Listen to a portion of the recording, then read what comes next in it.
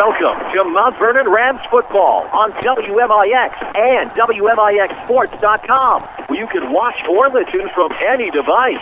Rams football on WMIX Sports is powered by the official voice of Rams Athletics, Community First Bank of the Heartland. Welcome back to Personal Banking. Rams football is also sponsored in part by the Medicine Shop of Mount Vernon, Ford Square, and King City Chrysler. You can count on us. Red Lake College. Save thousands on your college education. Log on to rlc.edu. State Farm Insurance Agent Tony Wilt. Like a good neighbor, State Farm is there. Second Chance Auto on Route 142 East in Mount Vernon. Banterra Bank. Good Samaritan Regional Health Center. Raising a hospital. Raising the bar. Winning Edge. Schmidt Ford of Salem. And also by the Orthopedic Center of Southern Illinois. Landers Collision Centers of Mount Vernon and Salem. Schmidt Chevrolet of Mount Vernon. All Stars and Stitches. Central Christian Church. And People's National Bank. It's time to join Chris Hugo and Danny Czerwinski for Mount Vernon Rams football. From the Ford Square WMIX Sports Mobile Studios, the Landers Collision Center's pregame show starts now. And good evening from Mascoutah. It is your Landers Collision Center's pregame show. The Mount Vernon Rams on the road, looking to get back to 500 against the Mascoutah Indians. Good evening, Chris Hugo with Danny Czerwinski alongside. Tyler Barker joins us here from Mascoutah. Quentin Lloyd and Avery Barton back at our Mount Vernon studio here on WMIX 940 and online with video at WMIXsports.com. This one ended up 16-8 in favor of the Indians a year ago on a night that Hurricane Isaac came roaring through St. Clair County and all of southern Illinois. But Danny, different atmosphere tonight, of course, a much better meteorological atmosphere, I guess you could say, as the Mount Vernon Rams really kind of need to get that first win to set the tone for the rest of the season. Well, the tone is set weather-wise. Total turn around from last year. Of course, at this point last year, counting lightning delays. We were watching the flag blow one way, then stop, then blow another. We had rain going through. The game got over with pretty late. It was a downpour through most of the game, a close one that Mount Vernon ended up losing. And now you head into this game tonight. Beautiful weather. The field is in absolutely perfect condition for what could be the last time these two schools play each other for a while because of the scheduling and trading around the games. Mount Vernon next year having Charleston week 2. Mascoutah will be with Centralia, or at least have a different week 2 opponent, and might be the last time, but boy, what a beautiful night for football compared to last week. A beautiful night indeed. Of course, one of the many subjects we'll discuss with Jared Shaner is the loss of Rochester last week by a score of 32-6. The lone offense with a 95-yard kickoff return for Braden Fitzgerald. You can watch that highlight on WMIXsports.com. We'll talk with Coach Shaner about last week. We'll talk about this week. It's the Rams and Indians coming up at about 7 o'clock, but first, we need to hear from Coach Jared Shaner. This is Rams Football, your Landers Collision Center's pregame show from WMIX Sports. High school sports are back, and your source for scores is WMIXsports.com. Also, find archived local sports broadcasts, video highlights, national sports headlines, and more right at your fingertips. Listen and watch live WMIX sports broadcasts from your desktop or any mobile device. Even score? Want to see a sick dunk? Miss a game? Didn't get up in time for the Saturday sports show? That's right. It's all at WMIXsports.com. Another free service from Winners Broadcasting. WMIXsports.com. At Banterra, we understand that banking is a relationship. It's a friendly face that knows your name, understands your needs, supports your goals. Banterra offers a complete range of personal and business banking products with competitive rates and loans that range from small projects to multi-million-dollar opportunities. We offer conveniences such as online banking, mobile banking, and direct deposit. For a strong community bank with exceptional customer service, Banterra is a smart choice for your banking needs. Banterra Bank, a proud supporter of Southern Illinois high school sports. Member FDIC, Equal Housing Lender. When you hear the warm, inviting sound of a crackling fire, what comes to mind? A rustic campground? A cozy cabin? How about the new Good Samaritan Regional Health Center? Our new family lounges feature a lot of comfort you might not expect. Things like this. No, that's not a babbling brook or serene stream out in the countryside. It's a 2-story waterfall located right here at Good Samaritan. And that's not the only way we're raising the bar for patient comfort. We've added lush healing gardens, as well as wall after wall of beautiful artwork, all designed to create the perfect healing atmosphere. And if all this sounds like music to your ears, we encourage you to check us out. Chances are, we're not too far from where you are right now. The new Good Samaritan Regional Health Center. Raising a hospital, raising the bar. streaming worldwide at WMIXsports.com. This is Mount Vernon Rams football from WMIX Sports. Welcome back to the Landers Collision Center's pregame show on WMIX and WMIXsports.com. It was a 32-6 loss last week for Jared Shainer's Mount Vernon Rams on the road to open up the season at Rochester. Of course, this week here on the road again, this time it's the Mascoutah Indians. We'll talk with Jared Shainer about last week's game. We'll talk about this week's game, of course, against the Indians, a team the Rams haven't been able to figure out these past 2 seasons. Well, year number 3 be the charm. We'll find out. We'll re-air, of course, Saturday's interview with Jared Shainer from the Saturday Sports Show. Talk with him about all of that, plus you'll hear last week's WMIX Sports social media question of the week. Here it is. Mount Vernon Rams head football coach Jared Shainer. Of course, Mount Vernon Rams, I know, would like to have gotten off to a better start last night against Rochester, 32-6 for the final there. The Rockets take away the win. But all things considered last night, I thought the Rams showed us a lot as far as potential over the course of the year because, let's face it, it was the Rochester Rockets, 3-time defending 4A state champs. Good effort by the Mount Vernon Rams last night. Coach Shainer, good morning. Good morning, guys. How are you? You look doing pretty good. I know it's not easy to start out the season with a loss, but I thought all things considered, knowing that it was the Rochester Rockets, knowing the brand of CS8 football being as it is, I thought we saw a lot of potential for the future of Rams football this season. I thought we saw a lot of great decisions from Dylan Reeves last night. I thought we saw all the amazing explosiveness and potential of Braden Fitzgerald, especially on special teams. I thought all the running backs showed promise. I thought the offensive line was outstanding. And I thought the defense was spectacular as well. It's just a Rochester team that has a nice system, was able to make a couple of big plays, and as a result, they take away the win, but all not lost on the field for the Rams last night. Oh, I agree. I think, we took some new steps forward last night, and it is, frustrating to not be a little bit closer or start your season with a win, but they're a great football program. We've talked about it before, and, but I thought our kids, we kind of had some goals before the game and some keys that we wanted to focus on. And when coaches got here last night and the players got all their stuff and left, we went over them. And really, to be honest, we accomplished quite a few of the things that we wanted to. In terms of some turnover goals and creating some turnovers, making some plays on special teams. And so, yeah, I think there was some reason, I think, to be excited.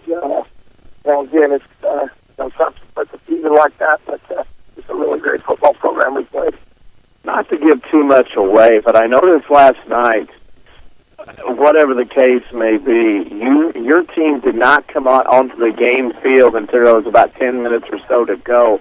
Without giving away too many trade secrets, was that a plot plan to keep out of the heat, or was that just something to kind of keep the kids away from all the atmosphere and aura that is Rochester football? No, it was actually just all heat-related. I had a kind of itinerary that I made that had us out on the field at a typical time. Usually teams can get out there about an hour before kickoff, but got to take into consideration bands coming out and playing school songs and the anthem and things like that. But as we got there and realized just how stinking hot it was, we decided that we were kind of tucked away back off to the side in the old gym in the school, and it had air conditioning, and so we did some warm-ups in there, and then we went to the practice field and kind of finished up some stuff. So it was nothing more than just simply trying to stay out of the heat as long as possible and timing it up where we can just get out there for the kickoff and get going. A little different group, a little different start than last year. It seems this year's group had a little bit more grit, determination, or a lack of deer-in-headlight look playing against Rochester. Very impressed with the way your kids came out and handled everything last night and did a good job of fighting all the way through and not laying down when it was hot, long way from home, and a long bus ride back. Well, I think that was one of the keys, and I told the kids before the game, we talked about that, just the fact that, I really enjoy the guys that we have this year. They're great kids. They have worked their tails off. We've been preaching attitude and effort, and I just knew, we're not gonna roll over and quit. We don't have those types of kids. I felt like we were gonna play hard for 4 quarters, and I think our kids did that, and we tried to challenge them to do that. And it is difficult when it's 100 degrees out. It's always easier when you can look up at the scoreboard and you're the team in the lead. So that team that's down, 12 points like we were for a lot of the game, it's tough get excited and good about it and continue to give great effort all the time. But I thought our kids did that. And continuing on with that, how big of a difference, and I know you might be biased, but I don't think you are, strength and conditioning, since you have taken over that and kind of developed that program. I have seen it in other sports. It's made a big difference at the end of the game. Do you feel that made a difference last night, your strength and conditioning courses? And I know the school year has just started, but it really seems like that has had a positive impact on Ram Athletics.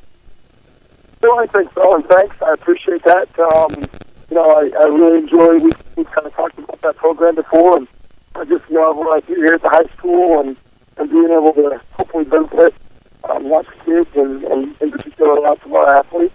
And I feel like it's made a difference. And, for our football guys, we had great attendance this summer. Kids came and worked hard all summer, and we've had actually the first couple of weeks of the season leading up to last night where they've put in really good effort for us. So I think that just paid off. We had, obviously when it's 100 or 101 at the heat index, kids are going to get tired. You're going to get fatigued. But I thought our kids did a good job. We had no cramping last night, I don't think. Our kids got hydrating well all week. Didn't have any injuries. Just, your typical bumps and bruises. So, yeah, I think our kids preparing and strength conditioning in our summer program really paid off for us last night in terms of the physicalness of the game. The physicalness of the game your team was not scared of, that's for sure. I look at some aspects of the game that I think you can pull positives from, the ones you talked about. Special teams, offensive line, and the swarming of the ball, it seemed like, on just about every play by the defense, where your guys were a lot more active. Well, I'll tell you, I'm glad that you kind of said those things, Danny, and great segue. I told you guys about the kind of the goals that we had set before the game, kind of controlling things that we could control. Looked at last year's film, looked at what we felt like we needed to improve upon, and then also as coaches, we kind of sat down and said, hey, we're playing the three-time defending state champs. If you're going to compete with us and ultimately try to steal a win and pull off an upset, what are things that you need to do? And those were kind of areas that you just mentioned. One of our goals that we had written down and we talked about on the bus ride there was making at least one big special teams play. And we actually made several big special teams plays last night. Look at last year's film. We got our first punt of the year blocked last year. We really focused on that. We got our punt off well last night. Our kickoff return team, as you mentioned, is Braden Fitzgerald. Guys, especially to make some adjustments, we're trying to run some wedges early on and had a little success, but then we went to more of a man return scheme. And Braden popped two long ones, almost made himself, 2 long touchdowns for kickoff returns for touchdowns. And then you mentioned the O-line. One of our goals last night was just sustaining blocks and sustaining drives. I think we've still got room for improvement on sustaining drives and finishing, obviously, points. But I really do feel like our O-line did a pretty good job. Our perimeter blocking, I felt like that's a little bit desired, and part of that was just the physicalness of their players, and a couple really good defensive ends and outside linebackers. And then, the third thing that we talked about was just taking care of the football and having the ability to make some plays. And we had a fumble pretty early in the game. And after that, we settled down and had pretty good ball security. You settle down, and of course, the sun comes up. It's a new day. You start page 1 of week 2. Next week, you go at Mascoutah. Game was played in a downpour last year. Very close game. At this early stage, I know I haven't exchanged film or watched stuff from the internet or the computer stuff. What do you know about Mascoutah, and when will you guys get together this morning to start preparing for them? We'll get with our coaches this morning online and get our films exchanged and start watching that. We have a new coach on staff who has coached there for the last 4 or 5 years. So we know a little bit about him, and obviously just from our game film from last year, they lost their quarterback as the best athlete last year. But they bring back some kids, and they had a win last night against Breeze Central. So I'm sure they're excited, they're ready to go, and ready to have a home game this coming Friday. But we'll really start to take a look at them. We've already started kind of talking about them and game planning a little bit. But as coaches, we'll we'll start working today and throughout tomorrow, and then into Monday to kind of finalize some things, and get some in Monday night, and we start work for hopefully the first win of the year next Friday. Well, and talking about, heading into week 2 next week on the road with Mascoutah, it was released publicly last night. 2 new opponents for Mount Vernon Rams football in 2014. The Taylorville Tornadoes in week 1 and the Charleston Trojans in week 2. Have to feel pretty good to have that schedule solidified for those first 2 weeks of the season next year. It is. Coach Creel and I have he's put in a lot of work, and as we've talked about, it's not as easy as some people seem to think it is to find 4 non-conference games. Especially, we're a pretty good-sized school in Southern Illinois. It's very difficult to find. Smaller schools typically don't want to play a school with 11 or 1,200 kids, and rightfully so. It's difficult. I'm glad we got those two programs. I think they're great fits for us. Not overly far away. Taylorville can be, very, very similar to Westchester, just right down the road. And then Charleston even closer than that. So, yeah, I'm excited about those 2 programs being on our schedule.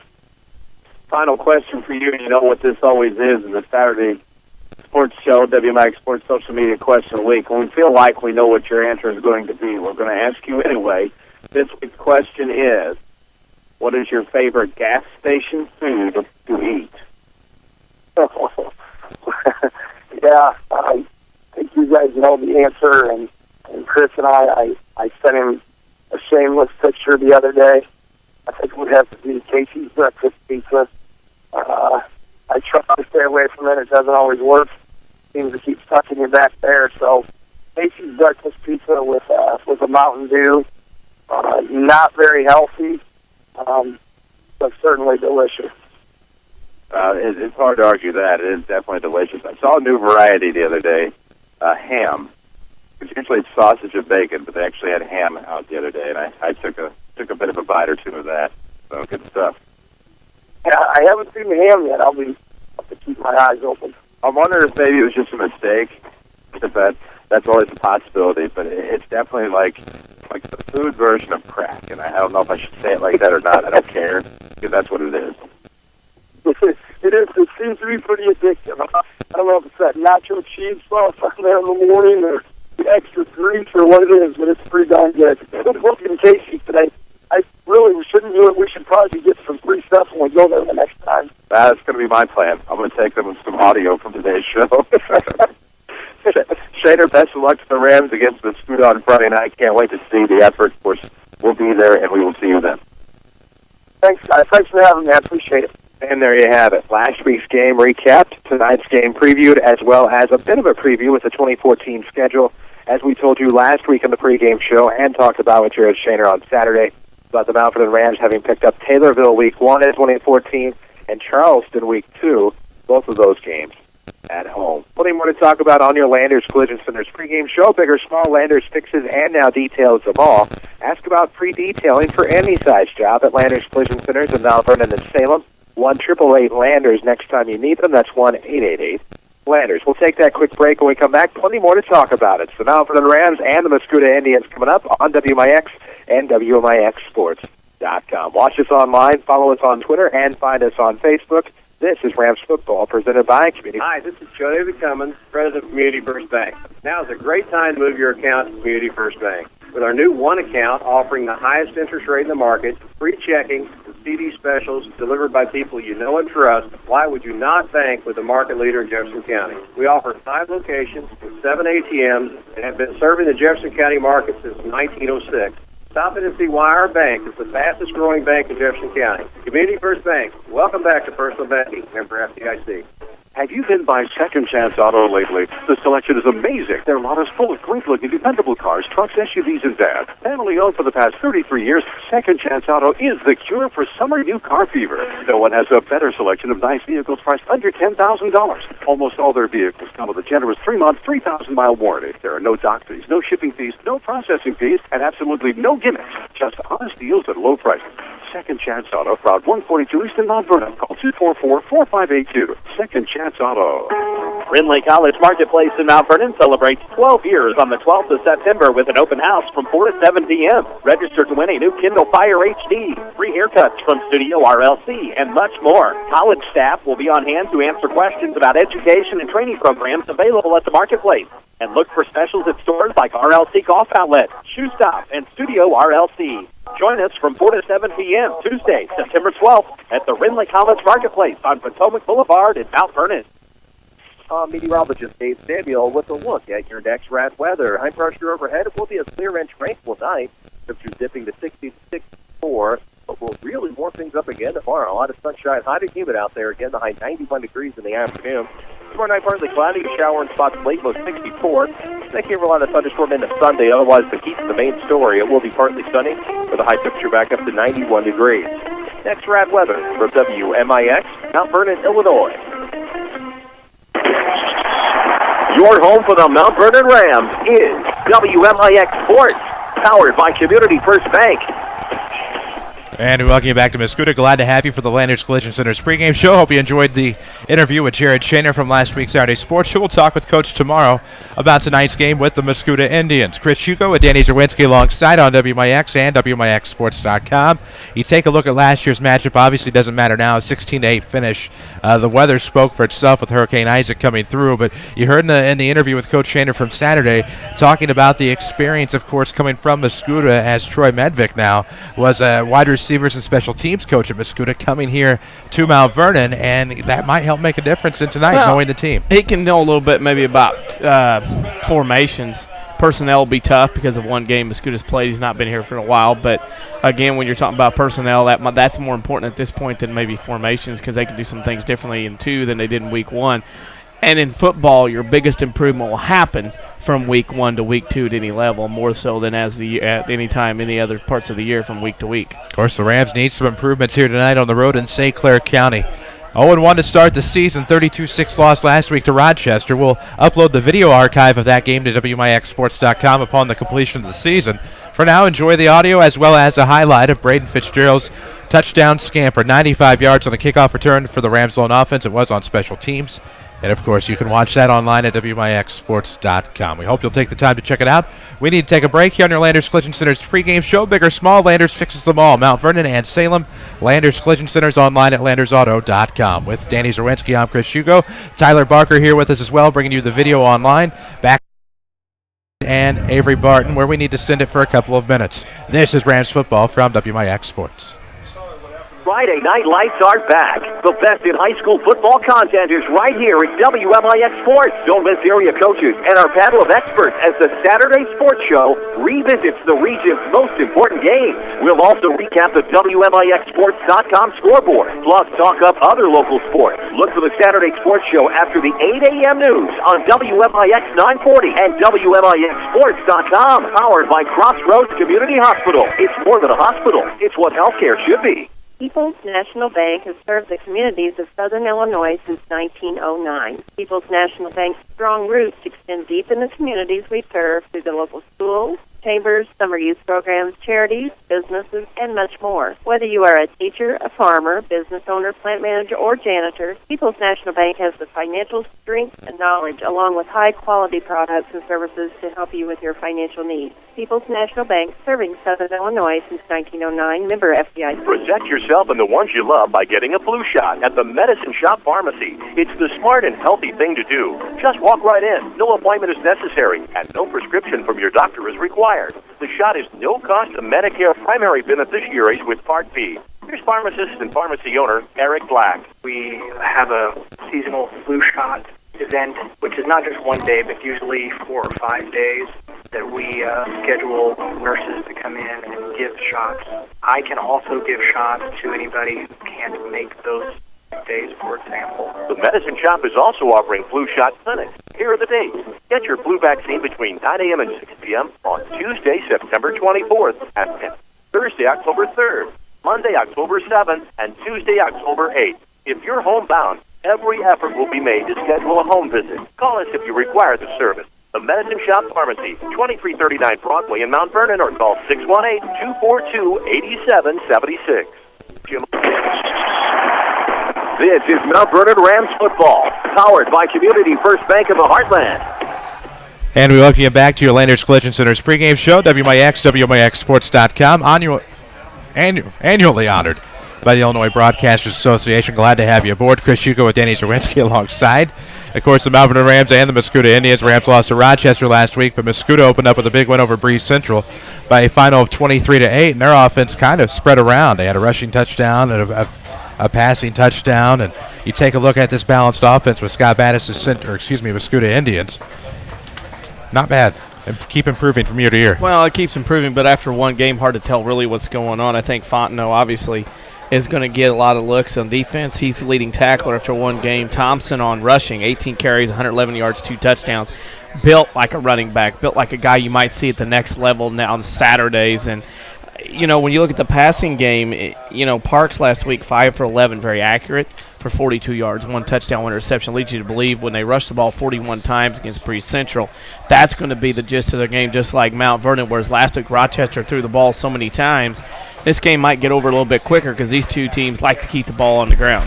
And we'll see how that impacts tonight's action. You're watching on WMIXsports.com as you see the Mascoutah Indians take the field, complete with heavyweight championship belt to lead them out. Of course, we'll tell you much more about this contest between the Mount Vernon Rams and the Mascoutah Indians. It is your Landers Collision Center's pregame show. Central Christian Church starting lineups coming after the break. This is Rams football powered by Community First Bank.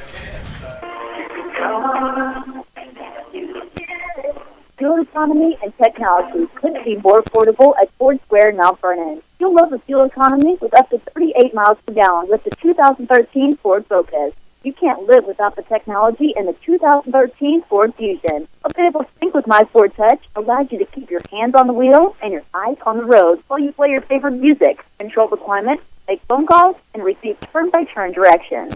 Save up to $1,500 in customer cash or 0% financing for 36 months on the Focus and Fusion. Or for a party on wheels, how about the 2013 Ford Fiesta? With up to $2,500 in customer cash, you'll find amazing savings on a Fiesta 4-door ready to get you 39 miles per gallon highway. See their selection at Ford Square, 1501 Broadway in Mount Vernon, or find their inventory online at fordsquare.com.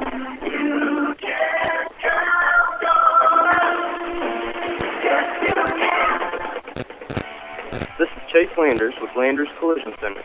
It's been said that in order to grow, you have to change. Very rarely anymore do insurance companies ask the phrase to go out and get 3 estimates. The new phrase insurance companies are asking is, would you like to take your vehicle to one of our direct repair facilities? This is a way for your insurance company and collision repair center to help relieve the stress you may have from your unfortunate incident. And as Landers Collision Centers has adapted to this forever-changing industry, we are extremely happy to announce that we are a direct repair facility for over 10 different insurance companies. It's likely that one of them is yours. From dealing with your insurance company, setting you up with a rental vehicle, lifetime warranty on repairs, and of course, Landers Free, lifetime detailing, qualified customers, Landers Collision Centers literally takes the stress from your incident and turns it back into a shiny new ride for you to enjoy again. Landers is here for you whenever you need us. Big or small, Landers fixes them all. 1-888 Landers. That's 1-888-Landers. This is Spring Action from Community First Bank. You're listening to the Rams on WMIX. And we welcome you back to Mascoutah, St. Clair County. Glad to have you with us. Chris Hugo and Danny Czerwinski alongside Tyler Barker here, as well as we will try to get you the starting lineups presented by Central Christian Church in just a moment. The Rams will go left to right here in the first quarter. Mascoutah right to left. Looks like Mascoutah will receive. Of course, we can introduce those Central Christian Church starting lineups once the players take the field, I suppose. That would be a much better solution. For the Indians, of course, it'll be Mike Beaker back to return. It'll be Dylan Reeves, the quarterback, on to kick off. Rams are in their away whites tonight, those new whites, black pants. The new Ram emblem on the upper left waist, I guess that would be. It would be the waist area, upper left side of the pant, the new Ram emblem.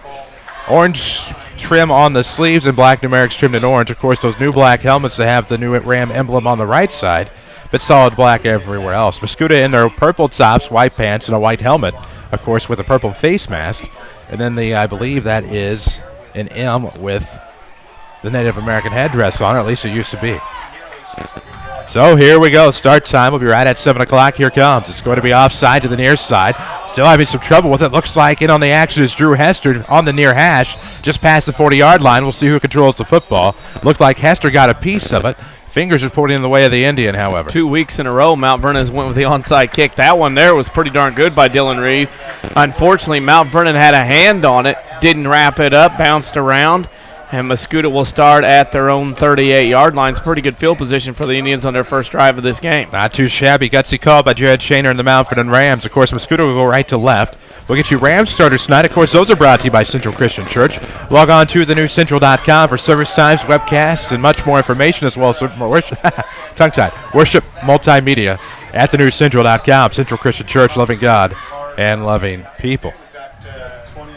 Quarterback, of course, number 23, Tim Parks, 5 for 11 last week. Quick handoff's going to go up the middle to Miseke Thompson. Of course, there's multiple pronunciations there. And it's a first down scamper between the hashes, right up the gut, gets to about the 41-yard line. So they'll give him about maybe 2 yards on the official spot. It'll be 2nd and 8, 11:43 to play.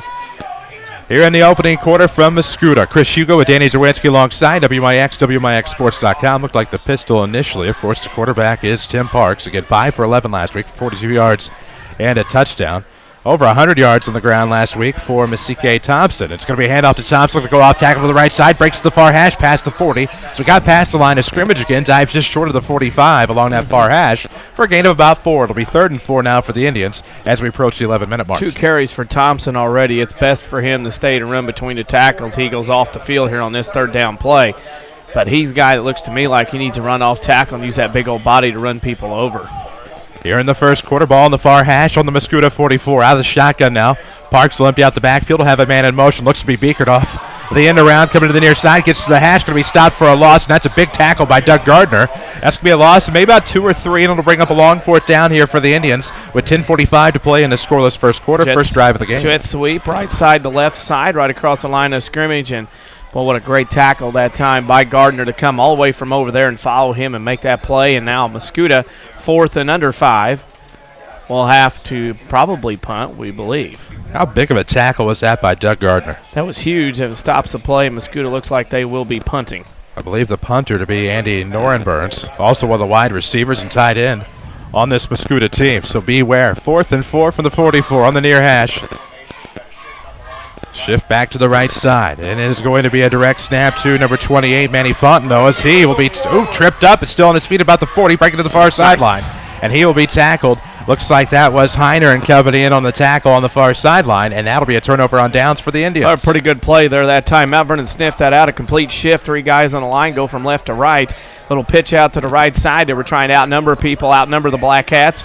Mount Vernon did a good job. Braden Fitzgerald's right out of the gate, knocked him down, knocked one guy, the lead blocker, down. Mount Vernon outnumbered him, and now the Rams start inside Mascoutah territory in their first possession. Much better start than last week's ball game. 1st and 10 on the on the Mascoutah 42-yard line. 10 minutes to play in the first quarter. No score from the land of the Indian. Split to left and split to the right. Looks like it'll be Tyus on the left, or on the right, rather. It's going to be a handoff up the middle to Braden. Was that Fitz? It was Fitz. Fitz had that 95-yard kickoff return last week. This time breaks off for about a 5-yard run. Mount Vernon's going quick, fast huddle here right now out of the power I. Tyus on the left, split to the right. It'll be Doug Gardner. Of course, your backs are DeMontez, Miller-Gray, Graham Hinken. Your tailback, your halfback is going to be Braden. Up to the right side, went off tackle between the hashes, got past the 35. Down to about the 33-yard line for a gain of roughly 5. That'll bring up 3rd and short. Mount Vernon not allowing the substitution. This is new from last week. Mount Vernon getting up to the line. Plays probably already scripted for this drive. We'll see what happens. Looking for some highlights here. Split to the left and right, same personnel. It's going to be handoff to Fitz again. This time trying to throw a wrinkle, dives for it between the hashes, just shy of the 30, maybe to the 31. Should be 1st down yardage for the Rams. Yep, right off tackle. That's all Mount Vernon's doing. It's not fancy, it's not special, just power I.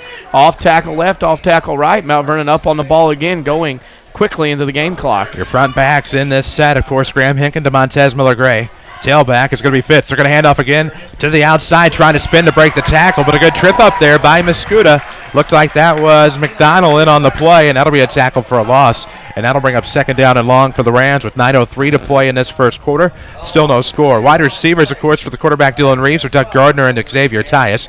Braden Fitzgerald's the running back. The Montez Miller-Gray running back, as is Graham Hempkin. Left guard is Alex Hopkins. Right guard, Josh Borland. Your center is Tyler Bradley. Your left tackle is London Marler. And your right tackle, Eli Phillips here for Jared Shaner. Those lineups brought to you by Central Christian Church, loving God and loving people. Hand off the sweep, going to go up the left side. Looks like that's Miller-Gray tackled for a loss, maybe a gain of 1, actually.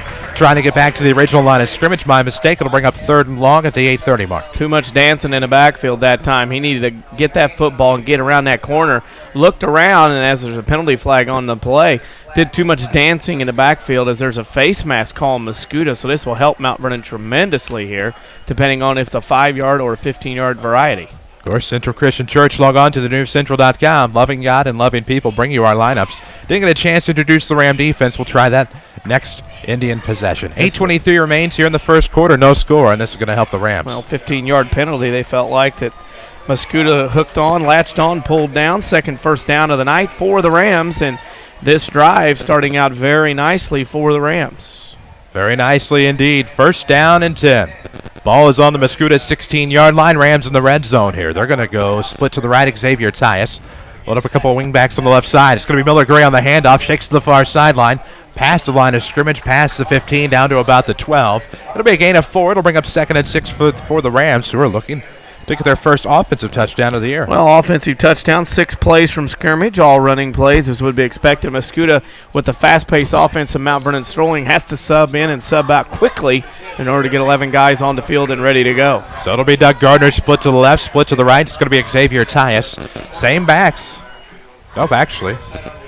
Robert Grider now the left wing back. He's in motion. It's going to be Hinkin right up the middle, busted up the gut along that far hash. Got to the 10, maybe inside to about the 9. If so, a gain of 4. It'll bring up 3rd and about 3. Here for the Rams with 7:30 to play in the opening quarter. No score yet from Mascoutah. Both teams have had 1 touch of the football. Well, the whole thing that time was just a fullback dive right up the middle, obviously with a dive. Got good big yardage. Offensive line starting to take over and dominating that smaller Mascoutah front. Tyus split off to the right hash, and it looks like the Indians may be offside here. Do the Rams flinch? It'll be offside on Mascoutah, so that'll be a 5-yard penalty. New first down for the Rams. It should be first and goal from about the 3 with 7:15 to play in the opening quarter. Rams football is presented by Community First Bank of the Heartland. With 5 Jefferson County branches and responsive quality service for all of your accounts, Community First Bank would like to be the first to say, welcome back to personal banking. It's all about number 1, the number 1. 1 checking now at Community First Bank. Split left, split right. Man in motion is Miller-Gray. It's going to be an inside handoff. Looks like a stumble there. Up the middle for Graham Hempkin. Maybe a gain of 1. Excuse me. That's probably scores up the middle if he doesn't slip. Got some great push from the offensive line. That white shirt's on the line. Need to get some credit here on this drive. They are pushing the purple-shirted Indians back. I'd go right up the middle again. Let the big man have it there, and they'll dive again. They're going to tie it up, split left, split right. Looks like right from the 2. Did they get in? I did not see the ball carrier on that one, but a little bit of meaty business here for the Rams. Did they get the score? Dylan Reeves on the keeper. QB. So the Rams get their first lead of the season, first offensive touchdown of the season. Here comes the point after. 6:32 to play in the first. It's now 6-0 Mount Vernon. Under the lights here at Mascoutah. Chris Hugo with Danny Czerwinski alongside Tyler Barker manning the camera on WMIXsports.com. 6:32 to play in the opening quarter. And here comes the PAT attempt. And it is going to be wide to the left, so no good. So it's 6-0 Rams, 6:32 to play in the first quarter, and effective ball movement, Danny Czerwinski, is something the Rams had issues with last year, but even issues against a tough Rochester team, but made it look easy here in the first quarter. Made it look easy, drove it down, went a quick huddle, quick offense, and the Rams score on that run by Dylan Reeves. That is precisely what they needed. So we'll await the ensuing kickoff, I should say. Here from the WMIX Sports Mobile Studios, it's driven by Ford Square. Check out the incentives on the remaining new 2013 Ford F-150s. Over 30 to choose from at Ford Square of Mount Vernon, 1501 Broadway, or online at fordsquare.com.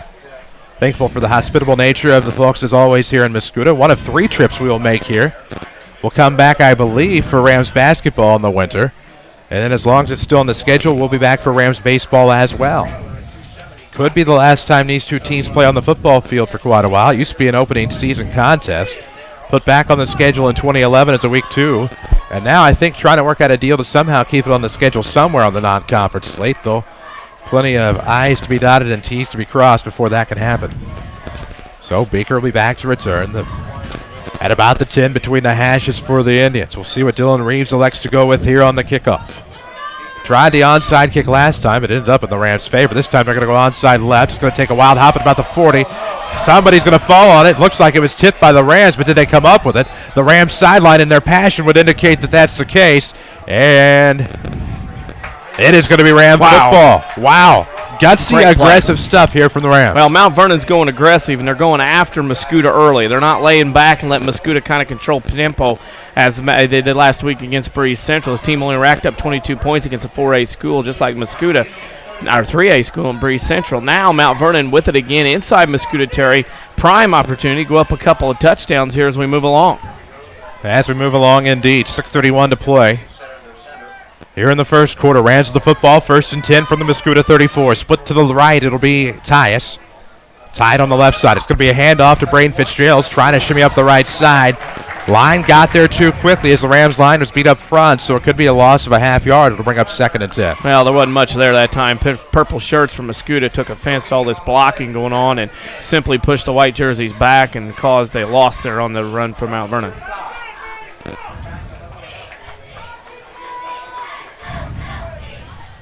WMIX Mount Vernon, Chris Hugo with Danny Czerwinski alongside. 6 to play in the first. Rams lead it 6-0 with the football after the onside kick recovery. Play action rolling to the left is Reeves. Looking downfield, nothing going to be there. Goes up the far sideline, gains about 3 on the play. It would bring up 3rd and 8 as he got to about the 32-yard line with 5:44 to play in the opening quarter of a 6-0 Ram ball game. What would a mention of a Reeves not be a Clayton Reeves mention? We'll go 2 for 2. He had asked for it earlier. He's begging earlier. again already. Got to help him out. 5:30 to play in the opening quarter. We'll get you some scoreboard updates throughout the rest of the evening as more scores become available. Reeves will be the quarterback under center. Split to the left, it's Gardner. Split to the right, it'll be Tyus. Double wingback set. Your fullback rather will be Graham Hempkin.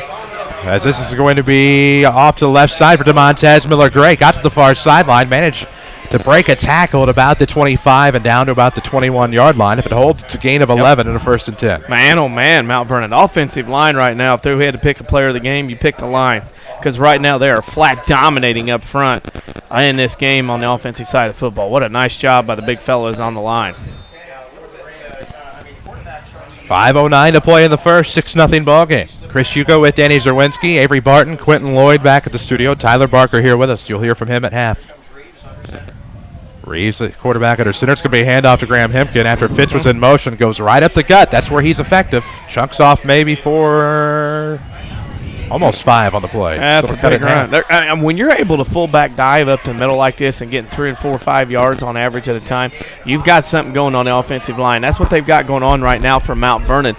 Dives are not supposed to get it but a couple of yards, but when you're getting that far, that much, you know you're dominating up front. Mount Vernon can keep doing it until they stop them. Streaming is powered by Red Lake College. Save thousands in your college education and apply online at rlc.edu. Reeves going to pitch to the left side for Hank and try to get to the sideline. Uses that big frame. Breaks off a run for maybe 3 yards. It'll bring up 3rd and 3 from about the 12. With 4:25 to play in the first quarter, Rams lead at 6-0. Another big run. I mean, this has been a 4-back special for Mount Vernon so far in this opening quarter. Still a lot of time to be played, but the Rams do have their first lead of the season, 6-0 over Mascoutah here on the road. Split to the right, it'll be Tyus. On the left, it'll be Doug Gardner. Rams haven't subbed out much at running back. Fitz has come out. It looks like they got a man to jump, or did the Rams flinch? Well, we'll see. Somebody arguing. It is on Mascoutah. That is their 3rd penalty for 20 yards. That will get the Rams, should be a 1st down, their 5th of the game so far. There you have it. Murphy up on AJ early, 7-zip. We'll get more later. A couple of teams that Mount Vernon will play next year in some trouble, and some this year already in some trouble. So it'll be 1st and goal from the 7 for the Rams. They lead 6-0 here in the first. About 3:50 left to go in the quarter. Reeves, the quarterback under center. Split to the right, it's Tyus. Same personnel. DeMontez Miller-Gray was in motion. Got the handoff from the right going toward the left. Got past the 5, down to about the 3. just outside the goal line, and it'll be 2nd and goal now from about a 4-yard gain. Well, there we go. Mount Vernon going to put a hurting here early on the Indians. Keep them down, knock them down. So it'll be 2nd and goal from the 2-yard line. A gain of 5, actually, for Miller Gray. The hyphen. 3:20 to play in your opening quarter. Rams threatening again. Have not had a successful PAT yet, though. Of course, only 2 touchdowns on the year. Same personnel. They're going to tighten it up a little bit at running back, and here comes a handoff to Fitz, trying to go off tackle to the right. Did not get in, but might have gained a yard to bring up 3rd and goal. Yep, you're still going to go for it twice. Not an issue, not a problem. Hill brought down the ball carrier, Braden Fitzgerald. Watch that highlight. Go to our YouTube channel from WMIXsports.com. We're in the process of reorganizing all of our highlights. We're starting to go into the other sports. 2:45 to play in the first. 6-0 Mount Vernon on top. Split to the right, it'll be Tyus. Split to the left, Gardner. Hinkin, Fitz, and Miller Gray are your backs. It's going to be Reeves going to the right side, looking to find a seam, trying to keep it himself. Look to shake back, and gets brought down, but fumbles the football at the 1-yard line. Would have been 4th down if he could hang on to the football, but Mascoutah forced the turnover, and now they'll have it 1st and 10 at their own 1. And the whole thing is that it's one of those deals. You can't handle the football out there like a loaf of bread. Got turned around, got hit once, got spinning around. You lose your balance, you lose where you're at, your limbs start flying around, ball gets knocked out. Nice defensive play, though, by Mascoutah to force the turnover and maybe start them with some life here in this game. 1st and 10 for the Indians. The ball will be spotted on their own 2-yard line. Spotted on the near hash. 2:27 to play here in the first quarter. Rams on top, 6-0. Parks will be out of the pistol with his tailback, Misaki Thompson. Here comes a throw. There it is, complete to Beekert out in the flat. He's going to break a tackle to 20. Shakes to the near sideline at about the 30. Brought down by DeMontez Miller Gray at about the 35, and that's a 33-yard pass through the air. That's the difference, Chris. When you don't score and you turn it over that close to the end zone, then that can cause you problems just like that. Now Mascoutah going to give Mount Vernon a taste of their own medicine, going to push the ball on them as well. Beekert split to the right side, split to the left. It looks like that is Barry Richardson. Matt Lazante will come in as a fullback, so they're going to go with a bit of the power high, it would appear. 2 minutes to play in the first quarter. Still a 6-0 Ram lead, but it's 1st and 10 for the Indians from their own 35. Ball in the near hash. They'll go doubles on the left side. Play action. Looking to roll the light. Looks deep downfield. It is going to fall long. Intended for the target, Mr. Mike Beekert. Beekert ran a double move on that right side. Went out to the outside. Got the corner to bite on the fake. Came back to the middle, running the post. And when he took off down the field, the only thing that kept that ball from getting there was Parks overthrew him. Community First Bank of the Heartland is the official voice of Rams and Lady Rams Athletics on WMIX. 5 Jefferson County branches, 2 in Mount Vernon, 1 in Dix, 1 in Ina, and of course the location across from the Woodlawn Grade School. Community First Bank of the Heartland. Welcome back to Personal Banking. Clock will stop at a minute 54 here in the first quarter. 6-0 Rams on top. 2nd and 10 now for the Indians out of the power I. They'll split 2 to the right. Of course, that's 1 in the slot. That looks to be Norrenburns. It'll be a handoff to Thompson up the near hash. On the dive, got about a couple, maybe 3 yards on the play to bring up 3rd and 7. Nice spot. At 4. Really? Good movement of the chain there. Stretched. That'll happen. He stretched. We got a long body like that. The way both teams are going, halftime's going to be longer than either half. Offense. No doubt about that. A minute 30 left to go now in your very quick first quarter. 6-0 your score. Rams on top. Fumbled at the 1-yard line, threatening to score. And now Mascoutah with the football on a 3rd and 6 here in the first quarter. Ball on their own 38. Empty backfield out of the shotgun for the quarterback Parks. Looks to the right side, complete to Beekert in the flat. He's going to come right up the middle between the hashes. First down yardage, maybe more across midfield. Tackled finally as we have a flag on the field about the 40, and this could negate quite the completion. It had been a completion about 15 yards. It's coming back. I can tell by the reaction of the quarterback that it's going to be a hold or a block of some sort illegally, and that's what it is, a block in the back. And now it'll go 10 yards, which will turn out to be a 10-yard penalty right at the line of scrimmage. So I would take it back effectively. I'm going to say to about the 30. It'll be 3rd and 14. Well, and that's the case there where Mascoutah last week had 10 penalties in a game. They won. Doesn't hurt you then, but, boy, you get in a case like this, in a game like this, where Mount Vernon jumped on you and looked like they can move the football, that's an issue. Wow. Chris Hugo with Danny Czerwinski on WMIX. Tyler Barker with us as well. Jeff Crow on assignment tonight. 1:09 to play in the first. 6-0 Rams. 3rd and 14 now for the Indians. Ball on their own 30, but Between the hashes, out of the pistol. View partially obstructed. Yes, it is the pistol. Parks, the quarterback, of course. Ooh, a little bit of trouble on the snap. Able to regain control. He's going to have to scamper for himself.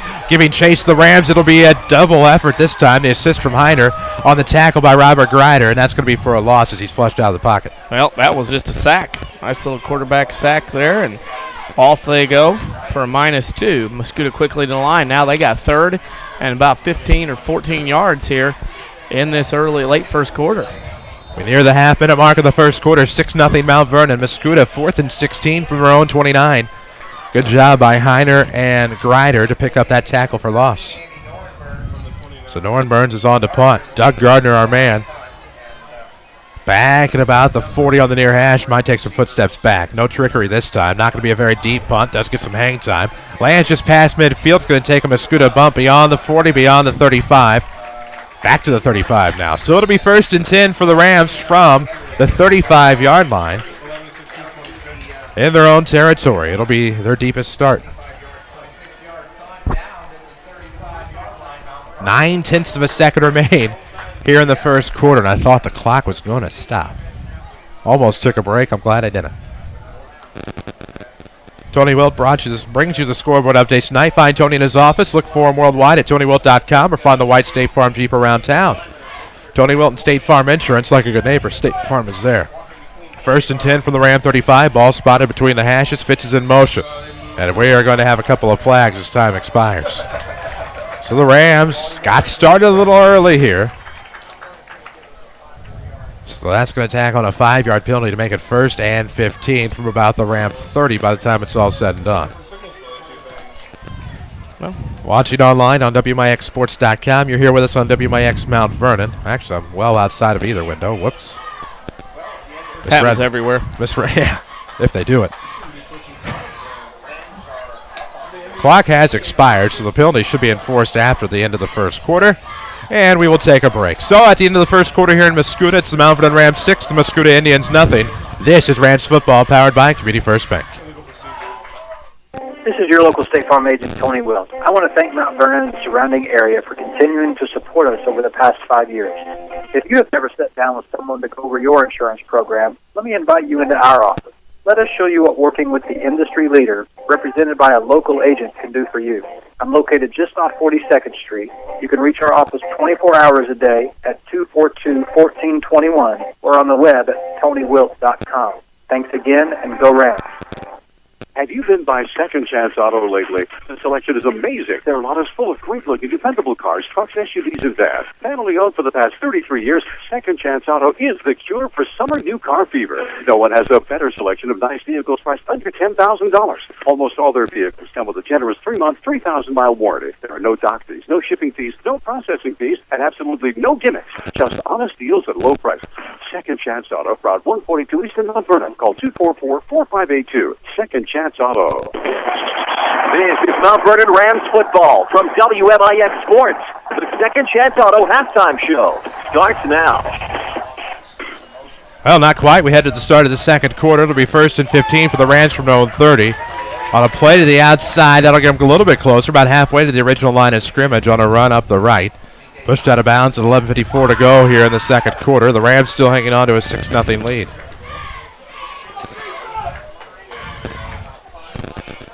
Chris Hugo with Danny Czerwinski alongside. A gain of 1 brings up 2nd and 13 from the 32-yard line.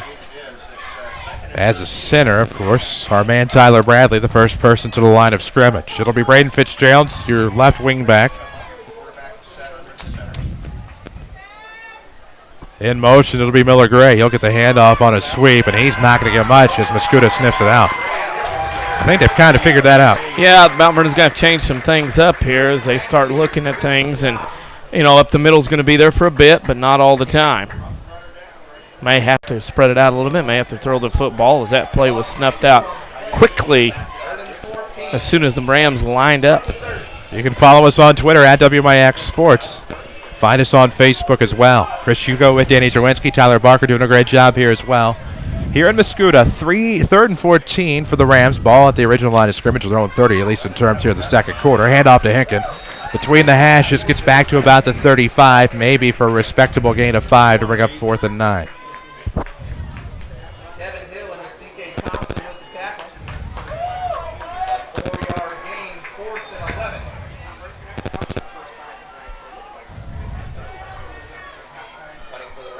And now, Mount Vernon's got to change some things up here. Yes, they do.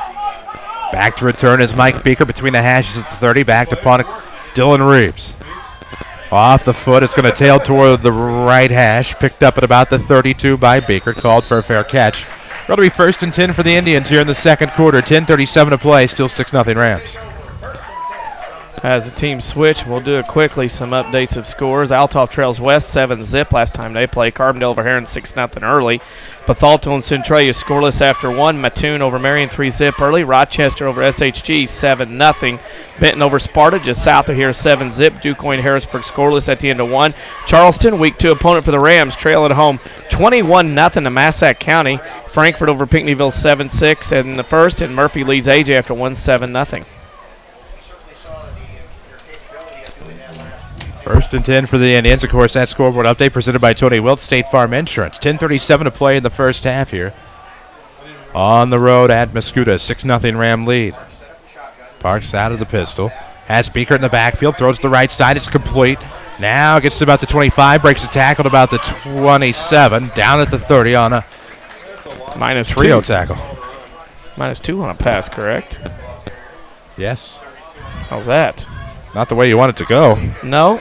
I mean, Beaker's going to get a look, but he's a lone option on that. Harrisburg now up 6-zip on the Indians of DuQuoin. Could be a long year for the black and red sickos down there. They don't like that.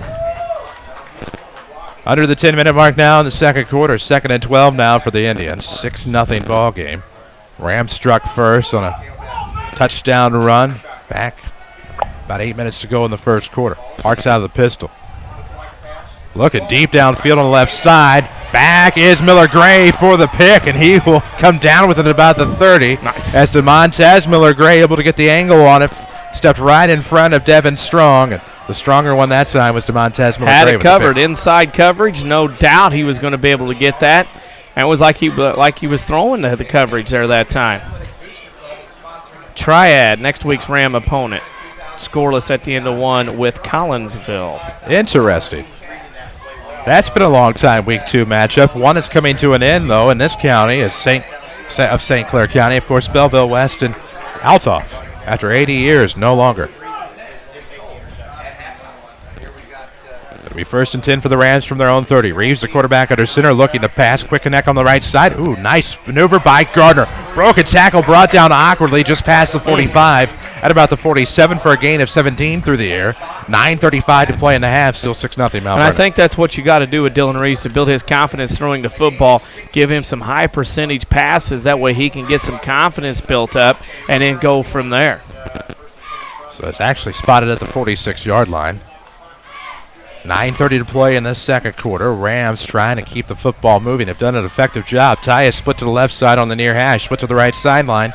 Doug Gardner. Reeves looking back to pass. Looks to his right side. Gave it away. Going to have to beat the cornerback this time. And Reeves is picked off. Alex Altman with the interception. And so they go tit for tat there with the turnovers at the 9:12 mark of the second quarter. It'll be Mascoutah football. Ball went in the air. Looked like a dying quail on the way up. Lost its velocity. Lost its distance. And definitely easily underthrown, and what you can do worse, we can do worse better on the back-to-back interceptions. And unfortunately for Dylan, everything about it gave it away to the right side, from the head to the body language to the arm motion. They knew he was going right. That was a great angle taken that time by Altman for the Indians, a 5'10 senior. 1st and 10 for Mascoutah from their own 25-yard line here in a briskly moving first half. Out of the pistol is Parks. Tailback, of course, is going to be Seki Thompson. That's going to be an inside handoff, trying to go right up the middle between those hashes.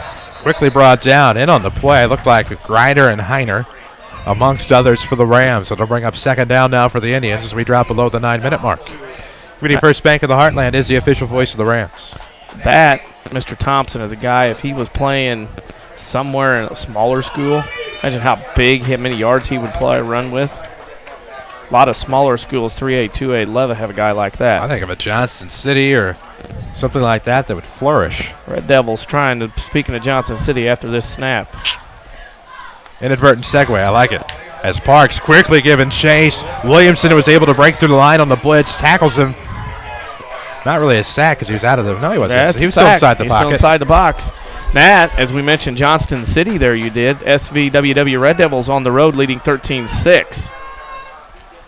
10th event may be over. Of course, the King City Chrysler, the WMIX Sports Mobile Studios. That was a Tony Wilt scoreboard update. Tony Wilt, find him online at TonyWilt.com. Like a good neighbor, State Farm is there. 3rd and 15 for the Indians. Ball on their own 20. 8:03 left to play in the second quarter. 6-0 is the Ram lead. Pistol this time for Parks. Fitz is itching to go at about the 30 in the secondary. Parks looks to the left, has a man down the sideline. Will he be underthrown? Yes, he will, as he was looking for number 20, Barry Richardson. It was underthrown by about 2 yards. So to bring up 4th and 15 now for the Indians. Of course, the WMIX Sports Mobile Studios driven by King City Chrysler. 10 event may be over, but the incentive's still going strong. You have to see him to believe him. The Real Truck Month at King City Chrysler, 1603 Broadway in Mount Vernon. Well, right now, Mascoutah, I see their problem is the deep ball is not going to be their lot. That's a lot of intricacy, as they say. Doesn't usually bode well. 4th and 15. It'll be Fitz back to return near midfield and far hash. This is big opportunity here. Punting into a breeze, or what was a breeze, and you got to get some field position here. Norton Burns almost had it blocked. A name synonymous with this area. The Rams are going to wisely let it go. Bounces back around near midfield. Finally at about the 46 where the Rams will have it. It'll be 1st and 10 with 7:38 to play. Here in the first half, Rams hanging on to a 6-0 lead. And one of the keys from last week's win was that Mascoutah had such a yard disparity difference, winning that kicking game and winning that field position. And now Mount Vernon battling that as we speak. See what happens. It'll be Tyus split to the right. On the left, it's going to be Orlando Watson, one of our followers on Twitter. You should too, at WMIX Sports. Reeves, the quarterback under center. It's going to be an inside handoff. Nope, Reeves going to keep it himself. Broken tackle, gets to the 45. Going to be brought down to the 45, trying to break to the outside. A gain of 2 on the QB keeper on the option. It'll be 2nd and 8 from the 45. I wonder who's faster, Dillon or Clayton? No I bet it won't take long to get a response on Twitter on that one. No, it will not. We love to interact with our followers on Twitter. Of course, when you're looking for screen-printed T-shirts, hoodies, hats, or bags, seek out Winning Edge online at winningedgeusa.com, serving Southern Illinois and, of course, Jefferson County. It'll be Fitz in motion. Inside handoff this time is Zach Graham Hinkins still on his feet as he finally dives forward on a nice little play there for the fullback. Bad spot. Dancing with the first down. I didn't mean to say that. Sometimes things just thought we could have got a little bit better spot than that. But we are, Mount Vernon is on the road. That's a quarter. As are we. Didn't let me finish. You're just like me. 6:40 to play in the first half. 6-0 ball game.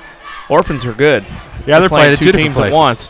Centray, Missouri leads Palmyra 7-0, and Centray is playing Civic. They're that good, folks. Yes, they are. We do have a timeout on the field. This timeout is presented by the Medicine Shop Pharmacy in Mount Vernon. Dr. Eric Black and his staff proud to sponsor the Rams for another season. 2339 Broadway. Support the local community and wish the Rams the very best this season. That's from the Medicine Shop. Chris Hugo with Danny Czerwinski alongside WMIX and WMIXsports.com. Looks like the scores continue to roll in. West over Althoff 7-6 first. That's in the first. Carbondale over Herndon 1-6-0. Centralia leads Bethalto 6-0 in the second. Mattoon leads Marion into 11-0. Rochester over SHG 7-0. Triad Collinsville scoreless after 1. Benton leads Sparta in the second 7-6. Harrisburg over DuQuoin 6-0 second. If you took the over in the Massac-Charleston game, you've got it. Still in the first quarter, 4 to go. Massac leads Charleston 27-7. Frankfort over Pinckneyville 7-6. Murfreesboro over AJ 7-0. And what it looks to be like Benton over Sparta now in an update 14-6. That's down the road south yonder of us. There you go. Scoreboard updates presented by Tony Wilt, State Farm. Get to a better state with State Farm. 1st and 10 from the Mascoutah 38. This one's going to be a QB keeper up the right side. Who can blame him along that far hash? Gain of about 2 or 3. Either way, it's going to be 1st and 10 for the Rams. The chains will move here with 6:36 left to go in the first half. Our official voice of the Rams Athletics on WMIX is Community First Bank of the Heartland. Your community, your choice, your bank. With 5 locations and friends and neighbors on staff who understand your needs. Community First Bank keeps it simple. Welcome back to personal banking. Member FDIC. 7 first downs for the Rams as they continue to march the football. Gardner split left. Split to the right as well, and this is going to be up the gut. They didn't see who got it. It was either the quarterback Reeves. Quarterback keeper straight up the middle. follow the center and have a running back come behind you and blast you from behind. Streaming on WMIXsports.com is powered by Rim Lake College. Log on to rlc.edu to see how you can save thousands of dollars on your collegiate education. Over 100 degree and certificate programs from which to choose. Log on to Rim Lake College's website at rlc.edu. 6 minutes to play in the first half. 6-0 Rams on top. 2nd and 8 from the Mascoutah 32. Going to be a handoff this time, right up the middle, trying to go off tackle to the right. Looked like Graham. Nope, that was DeMontez Miller-Gray. Have to keep your legs moving when you get initially hit, running backs. Thank you. How about this matchup? Tremont versus Fisher is the battle of the Turks versus the Bunnies. How awesome is that nickname matchup? Sounds like an Easter matchup. Turkey, Bunnies. Of course, I guess you'd have ham. Yeah. It's just a cool nickname matchup. I do like it. Coolness. I didn't know Tremont was the Turks. Tremont Turks. I like the alliteration. You know how I am with that. 5:44 to play here in the second quarter. No. Tremont Turks. 2 T's. It's not alliteratory. Don't believe. Alliteration. As it's going to be a handoff up the far hash on 3rd and 1. Should be enough for a first down. Plenty enough. Boy, Mount Vernon's dominated up front. Just drop the ball and let him run short football. Another first down for Hinken. Drops his head, buries it, goes. So it'll be 1st and 10 as the Indians will take another timeout. Presented by the Medicine Shop Pharmacy, 2339 Broadway in Mount Vernon. Dr. Eric Black and his staff support the Mount Vernon Rams for yet another season. Also support the local community at the Medicine Shop Pharmacy. Whew. Well, the defense right now for Mascoutah, as I've noticed, a lot of games, a lot of plays. Rochester over SHG 14-zip into the first. Power points for Mount Vernon. Fairfield all over Hamilton County early 24-0. That's in the second. But like what Mount Vernon's doing, Mascoutah right now looks quite tired for a first quarter, first half kind of thing. You know what I mean? They just don't look like they have that zip. And you wonder if that quick start by Mount Vernon conditioning maybe caused them to be wore out and do some different things than they're used to doing. This is kind of a warm night. Yeah, but this is cold compared to last week. Rams lost 32-6 to Rochester a week ago. They lead Mascoutah here in week 2 on the road again, 6-0, 5:26 to play in the first half. St. Clair County is a lot cooler than Sangamon, at least last week to this week. 5:26 to go, and if you could see Mount Vernon punch the ball in here, go up by a couple of scores, that'd be huge, with Mascoutah being more of a run-oriented team. So it'll be 1st and 10. The quarterback Reeves will be under center for the Rams. 5:26 to play in the quarter. 6-0 lead. Fitz will be in motion. It's going to be a handoff to Graham Hempkin. Oh, fooled everybody on that one, including me, but fooled everybody but the defense of Mascoutah. Up the right side, that'll be a tackle of maybe a no gain if he's fortunate. There you go. There's your score. You can read on Twitter. That time, that play was slow developing as Reeves that time got to the outside, but no one was there to really work with him a little bit. And unfortunately for Mount Vernon, that play bogged down. 2nd and 10 from the Mascoutah 24s. We roll under 5 to go in the first half. 4:57 to go in the second quarter. 6-0 ball game. Trying to help you out a little bit. Yeah. I notice now. Well, I mean, I'm trying. You just... My mind's a little bit slower than my mouth. Wow, 27-13. 40 points in the first quarter between Massac and Charleston. Unreal. Looking to pass. It's Reeves. Quick connect up the right side. Gardner makes a nice turn. Going to have to break a couple of tackles. Leans forward. Does he get first down yardage? Oh, no, he doesn't. He's just shy. It'll be 3rd and short on about a 9-yard completion to Doug Gardner. Nope, they're staying there. I'd ask for a measurement if I was Mount Vernon. I can't tell from the angle here just to be a pest, but I would ask. Clayton, there you go. Dylan, he gets a second shot out by mistake. 2 of 3 tonight with 1 interception, 24 yards. 4:10 to play in the first half. Still 6-0 Rams threatening here inside the red zone. Ball in the 14. It's 3rd and 1. That's going to be a handoff. Nice little seam there for Graham Hempkin, the fullback, with the outside handoff. And it's going to be a gain of about 4 as the ball will be on the 10. It'll be 1st and 10 with 4 minutes to play. There's not a lot that Mascoutah can do right now with Mount Vernon up front. I mean, it's like ragdolls, the way Mount Vernon is moving them around, throwing them out of the way at that offensive line. I know who my player of the game is, and it's a multiple. Yep. Reeves will be under center. Handoff this time going to go to Mr. Hester. Breaks off to the right side. The big beast that is Drew Hester. the 6'2 sophomore down to the 1 yard line for a gain of 9. Yep. And it'll be 2nd and goal. Oh, my. There we go. So let's see what they do on 2nd and goal from the 1 yard line. Does Reeves keep it himself? Nope. He's going to give it to Mr. Hester, who dives in for the score to make it 12-0 Rams here in the second. Power football, Mr. Hugo. Power football. As Hester goes in on the pile over. Nice to see Mount Vernon on top. Drew Hester not looking too shabby. That's not bad. Of course, with 5 Jefferson County branches and responsive quality service for all of your accounts, Community First Bank would like to be the first to say, welcome back to Personal Banking, member FDIC. 12-0 game here. The Rams are going to go for 2 with 3:25 left to go in the first half. Miller Gray among the backs. And it's going to be to DeMontez, and he'll be tackled well before he gets there, and that is going to be a good stop there as the whistle is blown dead as he was trying to break a couple of tackles deep in the backfield. So to remain 12-0, Rams on top here, 3:25 to play. In the second quarter, let's slow down a little bit. Yeah, both teams can't keep up the pace.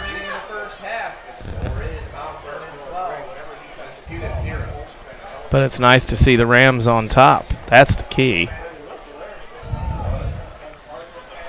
And right now, oops, gotta eliminate somebody. Hey, I made it through the first half and I've not been blacked out of Twitter. That's half the battle. That is half the battle. That is for sure. Follow us on Twitter at WMIX Sports. We have a Facebook page as well. So I'm told. I was on it earlier. Posted that highlight of Braden Fitzgerald's. Well, Vernon making some playoff points, that's for sure tonight. They need them. As long as they get to 5 wins. Don't know. 1, 2, 3, 4. That won't be in that conference. 4, 5. 5 points tonight for Mount Vernon right now, at least on the board. As we wait the ensuing kickoff with 3:25 to play in the first half. Rams scoring a 1 yard run by Drew Hester on the dive.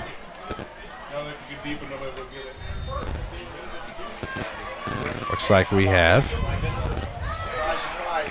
another onside kick, and this time I think Mascoutah was well aware of what was to come, putting some more of the hands toward the front. And they will have it 1st and 10 from their own 41-yard line with 3:23 to go in the first half. Rams on top 12-0. You can only onside kick so many times. Carbondale's got a safety. They're now up 14-zip. Oh, it's funny because at Elena_Christine says that the Reeves brothers were arguing about who was faster earlier this week. Lena Reeves, of course, a catcher for Lady Rams softball, 4-year starter. Parks out of the pistol with 3:23 to go. Here comes up the right side. Good run by Miseki Thompson up the right. Gets about 7 yards on the carry between the hashes to about the 48, where it'll be 2nd and 3 with 3 minutes to play in the first half. Ryder got a big stop there. Yeah, if he doesn't catch him, he pounds away some yardage. But as long as you're down up 2 scores and Mascoutah's going to give it to number 8 and let them run, let them come the long way to catch you. Smell food. I do too, always wafting through. Split to the right, it'll be Beaker. They'll put 2 on the left side. The quarterback Parks out of the pistol. Thompson is going to get it up the middle. Flag on the play. Quite a bit of traffic there around midfield, and it looks like. Well, it's going to be a hold. And what it is a lineman from Mascoutah is trying to hook underneath your shirt, kind of like underneath where you put your deodorant on, and grab and pull, and then throw you down. The official caught him that time, and it's going to be what will turn out to be a 5-yard penalty from the line of scrimmage. Actually, that's more than that. 3 and 10 makes 13 once they mark it from where the flag fell. The Achilles heel of Mascoutah this year so far. 10 in the first game, 5 here. 15 penalties through a game and a half. 2:43 to go here in the second quarter. 12-0. Indians trail. Rams have done a great job defensively, as has the Rams' offensive line. West up 21-6 now over Althoff. Althoff plays Mascoutah next week. It's not as if Althoff's a slouch. No. West made a nice emergence, of course, under Rick Johns. Now continuing that under Cameron Pettis. West is a little bigger than everybody in that game. You know what I mean? That happens. Yeah, quick pass coming to the near side to Beaker. Completed about the 35. Quick on his feet is Andrew Heiner making the tackle out of bounds at about the 37-yard line. So if they're fortunate, that'll be 2 yards, if that. You know what else you notice? It's Mount Vernon Rams defense. They are a little giddy. and they will not be afraid to come up and hit and then swarm at the same time. Doing a very good job of getting where they're supposed to be.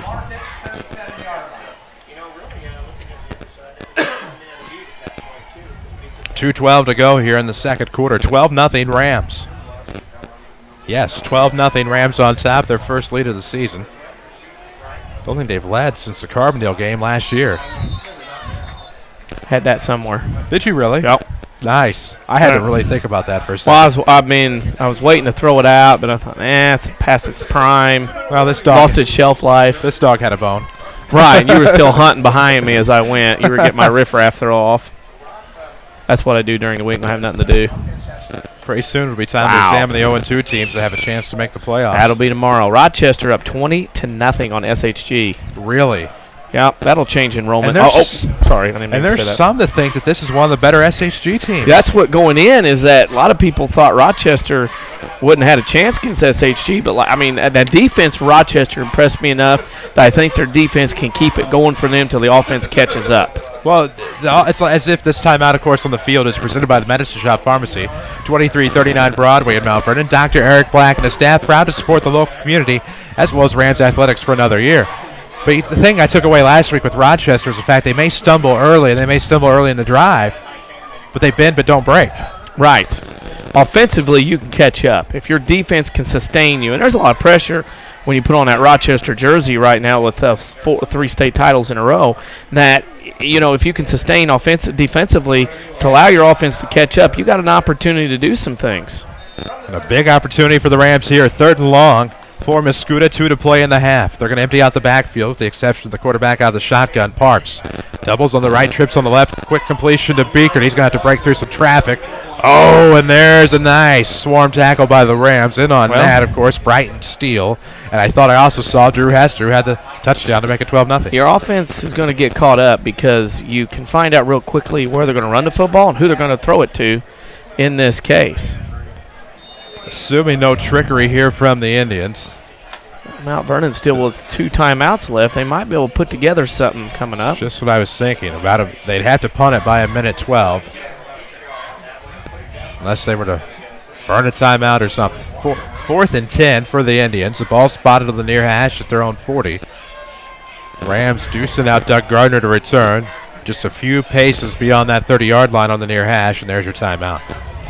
So they do just that, burn it as long as they can, call the timeout. With 1:13 left to go in the first half, 12-0 your score. This timeout's presented by the Medicine Shop Pharmacy. Again, 2339 Broadway in Mount Vernon. Dr. Eric Black and his staff, a second-generation owner, of course. Proud to sponsor the Mount Vernon Rams as well as to support the local community. 12-0 here in Mascoutah. Rams on top. And the way it is, this game, first half could take 45 minutes. Both teams getting after. The game is slowed down a little bit, but you still feel like Mount Vernon's in control. Dominating defensively, cutting down 2 or 3 or 4 favorite plays that Mascoutah likes to run. They can't go to them. So now you're up 2. Mount Vernon and Mascoutah will get the ball to start the half. So if you're Mount Vernon, you either run it down to 12-zip, going halftime, jumping around, or get a good score. But you don't want to turn it over and allow Mascoutah to get a touchdown here and cut it to 1 touchdown before you go into half. I'm still blown away by that the Leonard Bowl score. Well, yeah. Wow. Could send shockwaves. 1:13, yeah, I know. To play here in the first half. That's more than a quarter. What, the miss? Yeah, that miss quarter, that costs more than a quarter. Crescendo. Yes, exactly. Greater than, yeah. 1:13 to go. Here comes the punt from Norenburns. It's going to be not much on this one, out of bounds. It's kind of like in golf, and those are golfers that nice catch by the cheerleader down there. That's pretty solid. Mascoutah's always had good cheerleading teams over here. Yes, the thing about it is that punt was like when you hit a golf ball and you hit it on the center, but it's up above near the top of your blade, and it goes straight up in the air and loses distance. That's what happened there. How's that? I like it. Best I can do. It'll be 1st and 10 for the Rams near midfield. It'll be spotted on the near hash. What? At about the 47. Went out of bounds at the 45 on the other side. Come on, guys.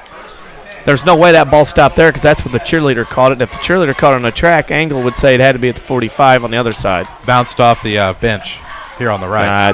But still has to cost out of bounds somewhere. It was like an early 90s McDonald's commercial with Bird and Jordan. There's nobody I know that can hit a fade or a draw that goes. You can. Right. So no, I can't hit a 90-degree angle. Quick pitch to the right for Fitz. Going to be tackled for a loss.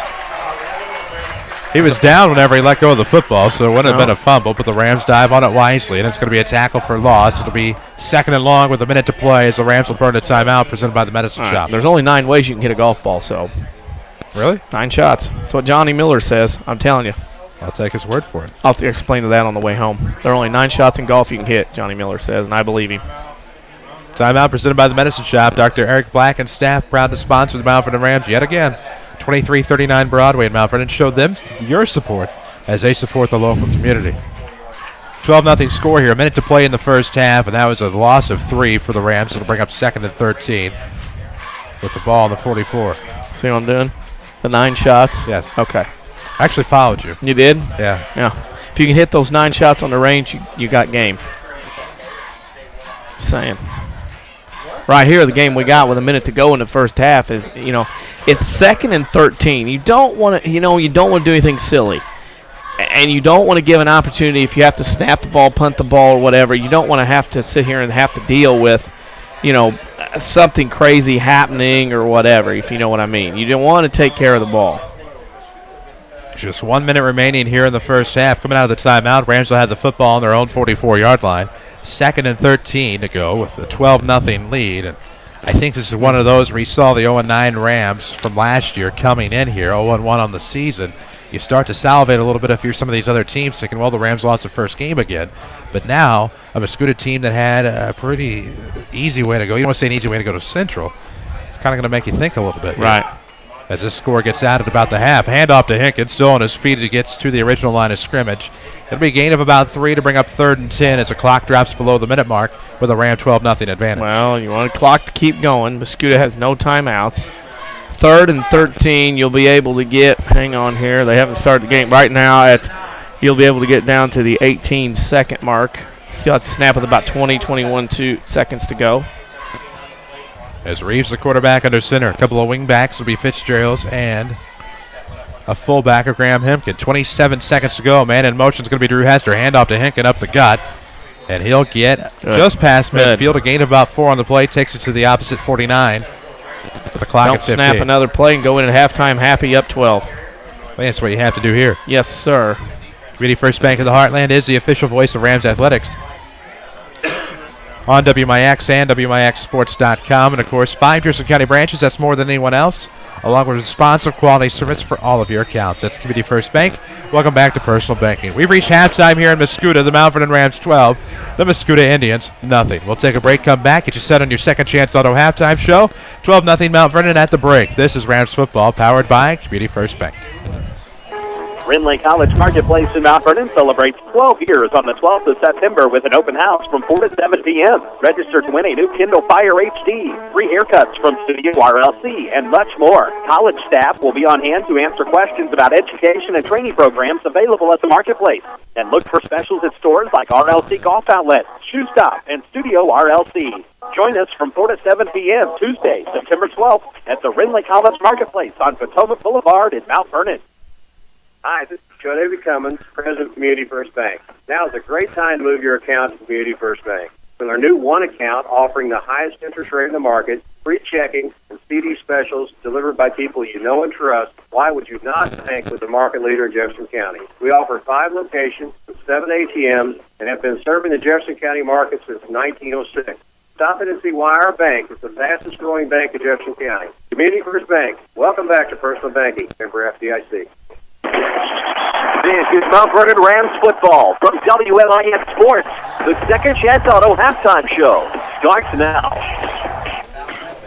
Second Chance Auto halftime show. Glad to have you back with us at Mascoutah. 12-0 is your halftime score. A couple of quick strikes by the Rams with onside kicks have yielded a 12-0 advantage. And if you're the Mount Vernon Rams and Coach Jared Shaner headed to the locker room right now, there's 2 people you have to hit on or be very proud of. And that would be your offensive line and your entire defense. Yeah, and that's the thing you got to be happy with. I mean, these I don't know what you're doing. I have no idea. Anyway, yeah, and I think the offensive line, the defense are your players of the game right now because they've dominated this game from start to finish in the first half. Of course, get the car you want at Second Chance Auto. Second Chance has the largest selection of pre-owned vehicles priced under $10,000. No fancy sales or gimmicks, just honest deals and bank rate financing for all. Second Chance Auto and Mount Vernon, continued proud supporters of the Mount Vernon Rams. With Danny Czerwinski, I'm Chris Hugo here for the halftime show. Tyler Barker will join us in just a moment with the Rams report. We'll take a glance at this week's action for the Rams and Lady Rams all across the athletic line. So I look for my format. That's not good. And there it is. Either way, it's 12-0 here on the road at Mascoutah. Rams on top. We'll take a break. When we come back, it'll be a Rams report. We'll check in, see how Lady Rams volleyball did last night. We'll see how Rams golf did this week. Lady Rams golf got a big win. Tennis off to a hot start. Not to mention the Runnin' Rams cross-country team. That big win, well, at the Murphy Invite. We'll tell you all about it in our Rams report. It's coming up. 12-0 here, Mount Vernon at the half. This is Rams football from WMIX Sports. Complete. That's the Orthopedic Center of Southern Illinois with a full sports medicine clinic, state-of-the-art MRI, a spine care team that focuses on pain management, arthroscopy specialists offering total joint replacement and surgery, and complete rehabilitation services. Doctors Chow, Poole, Ahn, Kowalski, Freehill, and Smith stand ready to serve you today with offices in Mount Vernon and Centralia and satellite offices in Benton and Nashville. Find out more online at orthocenter-si.com.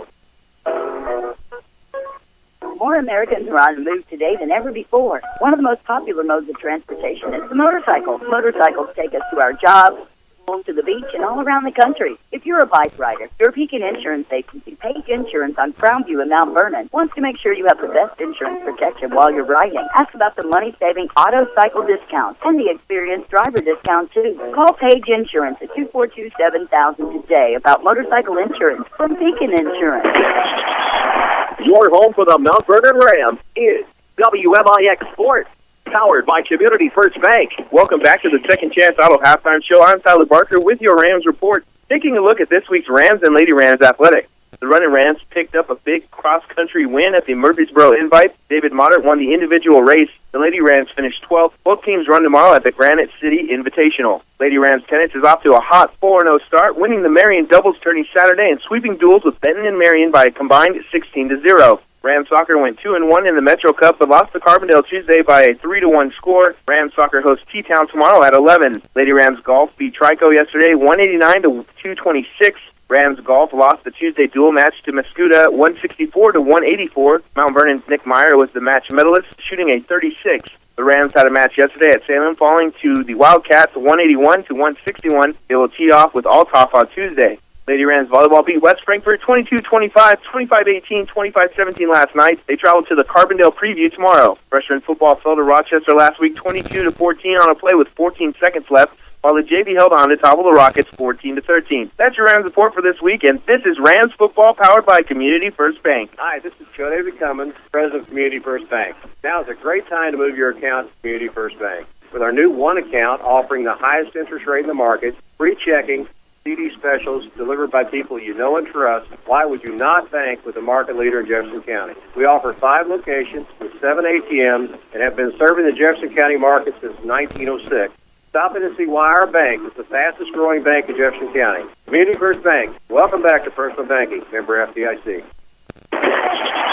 Streaming worldwide at WMIXsports.com. This is Mount Vernon Rams football from WMIX Sports. And we welcome you back to Mascoutah for your Second Chance Auto Halftime Show. Chris Hugo with Danny Czerwinski alongside. Here at the half, the Mount Vernon Rams lead Mascoutah 12-0, and it was a big first half for Rams football. A couple of quick strikes early, of course, a couple of onside kicks and big defensive stops, and then a couple of great plays offensively led to this 12-0 advantage, and it's their first lead, of course, as we told you, since Carbondale last year, Week 6. Yep, and it's exciting to have that, and we are looking at this game for Mount Vernon. Pleased to see how well they're playing on both sides of the football. Special teams hard to measure with not a lot of punts and the onside kicks, but really defensively and the offensive line. Wow, what a game by those two groups of young men so far in this first half. Of course, get the car you want at Second Chance Auto. Second Chance has the largest selection of pre-owned vehicles, priced under $10,000 in one location. No fancy sales or gimmicks, just honest deals and bank rate financing for all at Second Chance Auto in Mount Vernon. Continued proud supporters of the Mount Vernon Rams. About 9 minutes left in this halftime break. It's a 12-0 game that sees the Rams on top of the host Mascoutah Indians. We have scoreboard updates to give you. We have stats. We have whatever you need to get you all caught up in all things Mount Vernon Rams football here on your Second Chance Auto Halftime Show. Give us a follow on Twitter at WMIX Sports. We're on Facebook as well. We have the MVTHS Minute coming up here in just a moment. In fact, we will go ahead and get to the MVTHS Minute after a quick break. This is the Second Chance Auto Halftime Show from WMIX Sports. High school sports are back, and your source for scores is WMIXsports.com. Also, find archived local sports broadcasts, video highlights, national sports headlines, and more right at your fingertips. Listen and watch live WMIX sports broadcasts from your desktop or any mobile device. Need to score? Want to see a sick dunk? Miss a game? Didn't get up in time for the Saturday sports show? That's right. It's all at WMIXsports.com. Another free service from Winners Broadcasting. WMIXsports.com. At Banterra, we understand that banking is a relationship. It's a friendly face that knows your name, understands your needs, supports your goals. Banterra offers a complete range of personal and business banking products with competitive rates and loans that range from small projects to multi-million-dollar opportunities. We offer conveniences such as online banking, mobile banking, and direct deposit. For a strong community bank with exceptional customer service, Banterra is a smart choice for your banking needs. Banterra Bank, a proud supporter of Southern Illinois high school sports. Member FDIC, Equal Housing Lender. Here's a look at your MVTHS Minute. I'm Tyler Barker for WMIX Sports. Congratulations to MVTHS senior Keela Stumbaugh on her recent award for her artwork in Night Sky. Stumbaugh received an American Visions Award, which is the highest available honor in the Scholastic Art and Writing Contest. Keela submitted her art in January to the regional level at the Cedarhurst Center for Arts, allowing her to move on to the national level in New York. Recently, Stumbaugh received an email that informed her that Night Sky was chosen for display for the Presidential Committee of Arts and Humanities in Washington, D.C. That's this week's MVTHS Minute, where WMIX Sports explores the best in arts and academics at Mount Vernon Township High School. Stay tuned for next week's installment. We'll take a quick break on your Second Chance Auto Halftime Show. This is Rams football from WMIX Sports. Meteorologist Dave Samuel with a look at your next rad weather. High pressure overhead. It will be a clear and tranquil night. Temperatures dipping to 60 to 64. But we'll really warm things up again tomorrow. On the sunshine, hot and humid out there again. The high 91 degrees in the afternoon. Tomorrow night, partly cloudy, a shower in spots 64. They can't rely on a thunderstorm into Sunday. Otherwise, the heat's the main story. It will be partly sunny with a high temperature back up to 91 degrees. Next rad weather for WMIX, Mount Vernon, Illinois. Great call! A no-hitter for Gibson! Hello, I'm John Rooney. Every time I get behind the microphone to describe the action, I know I'm talking to the greatest fans in the game. From Harry Carey to Jack Buck and my partner Mike Shannon, the history of the Cardinals on the radio runs deep. That tradition continues today. Listen game after game right here for St. Louis Cardinals baseball. DeJesus throw to the plate. There's the play. Save! Cardinals radio, only in... It's Cardinal baseball on 50,000 watt, 94.1 WMIX. Honored annually by the Illinois Broadcasters Association for broadcast excellence. WMIX Sports is WMIX Mount Vernon, a Withers broadcasting station. Have you been by Second Chance Auto lately? The selection is amazing. Their lot is full of great-looking, dependable cars, trucks, SUVs, and vans. Family owned for the past 33 years, Second Chance Auto is the cure for summer new car fever. No one has a better selection of nice vehicles priced under $10,000. Almost all their vehicles come with a generous 3-month, 3,000-mile warranty. There are no doctors, no shipping fees, no processing fees, and absolutely no gimmicks. Just honest deals at low prices. Second Chance Auto, Route 142 East in Mount Vernon. Call 244-4582. Second Chance Auto. Hi, this is Joe David Cummins, President of Community First Bank. Now is a great time to move your account to Community First Bank. With our new one account offering the highest interest rate in the market, free checking, CD specials delivered by people you know and trust, do not bank with the market leader in Jefferson County. We offer 5 locations with 7 ATMs and have been serving the Jefferson County market since 1906. Stop in and see why our bank, fastest growing bank in Jefferson County. Community First Bank. Welcome back to Personal Banking. Member FDIC. Back to Mount Vernon Rams football, powered by Community First Bank of the Heartland. And we welcome you back to your Second Chance Auto Halftime Show. Chris Hugo with Danny Czerwinski alongside. Hope you enjoyed this week's installments of the Rams Report and the MVTHS Minute with Tyler Barker. Of course, Avery Barton and Quentin Lloyd are back at our Mount Vernon studio. Jeff Crow on assignment tonight. 12-0 Mount Vernon at the half here at Mascoutah. And what a first half of action it was. We'll get you caught up on scores in just a moment. First, we'll take a look at how this first half came to be. It was a very defensive-dominated first half for the Mount Vernon Rams. Mount Vernon, 9 first downs in the first half compared to 1 for Mascoutah. 2 turnovers apiece for both teams. The penalties, Mount Vernon only 1 for 5. Mascoutah 5 for 48 rushing. Mount Vernon 37 yards in the first half compared to, and I got to refigure that, compared to 35 for Mascoutah. You had 105 total yards from Mount Vernon and Mascoutah 41 total yards in the first half for a halftime score of Mount Vernon 12, Mascoutah nothing. First Second Chance Auto halftime show. Brought to you by the good folks at Second Chance Auto on Route 142 East in Mount Vernon. Proud sponsor of the Mount Vernon Rams. Also your home for the largest selection of pre-owned vehicles priced under $10,000 in one location. That's Second Chance Auto, longtime supporter of all things Rams and Lady Rams athletics. And so glad to have them a part of our halftime show yet again. 12-0 Rams here at the break. Of course, Rams Athletics is powered by Community First Bank of the Heartland. We'll tell you more about them in the second half, as the Rams and Indians will make their way back out here in just a few moments. Of course, they are still wrapping up the halftime show here on MHS Field. Ooh. Of course, we take a look around the area with some scores. You can follow us on Twitter to stay up to date at all times. We're at WMIX Sports. We're on Facebook as well, and we have a nightly scoreboard whenever there's local action on WMIXsports.com. Some shocking scores around the area, some not so shocking scores around the area. Althoff trails West 27-6. Koki and Alton no score yet, still searching. Carbondale up 14-6 on Heron in the second. Centralia leads Bethalto 6-0 in the second. Mattoon leads Marion 11-7 in the second. Rochester over SHG 20-0. It is Collinsville over Triad at the half 10-7. And Mount Vernon, Indiana does trail Mount Carmel, Illinois 26-3. So that's all the teams that Mount Vernon plays in the opening of their season. El Dorado over Carmi at the end of 6-0. CZR up late in the second quarter on Alvarado Trico 28-0. Fairfield at the half leads Hamilton County 24-0. SVWW leads Johnson City at the end of 13-6. And Chester leads Vienna Goreville 21-0. Frankfort now at the half leads Pinckneyville 7-6. Benton over Sparta 14-6. DuQuoin over Harrisburg at the half 7-6. Massac over Charleston 33-13 in the second. Murphy over AJ at the half 14-0. And Mater Dei leads Nashville 20-0 in the after the first half. There you go. Scoreboard updates powered by Tony Wilt, State Farm Insurance. For all your insurance financial service needs, find Tony in his office. Look for him online. Give him a call, why don't you? Of course, his website is TonyWilt.com, or look for that mobile business card, better known to you as that white State Farm Jeep around town. And, of course, I have an update now from the Centralia Civic game. Looks like with just minutes remaining in that first half, Civic Memorial leads Seatown 14-6. Kind of a tale of halves usually for the Orphans this season from what we've seen thus far. We'll see if they could come back in the second half. But Civic's typically been a tough game for Centralia. Right. Of course, I believe it's it for them after this year, too. So many Week 2 games and rivalries coming to an end. There's West and Althoff won't be played after this year.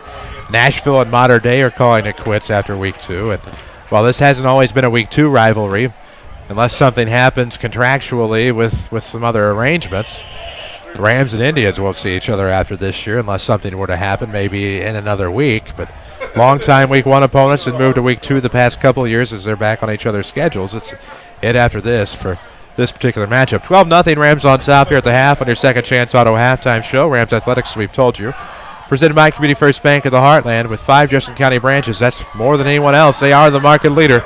Mount Vernon, Dix, Woodlawn, and Ida. Welcome back to Personal Banking, member FDIC. Glad to have you with us on your radio, on WMIX, online with video at WMIXsports.com. Audio and video feeds capable for any device. Mount Vernon outgaining Mascoutah in the first half, 149-41. 9 first downs to 1 in that first half. Impressive. Of course, a quick shout out to the Running Rams cross country team. They're back at it tomorrow at the keep wanting to call them Planet Granite just because that's slang.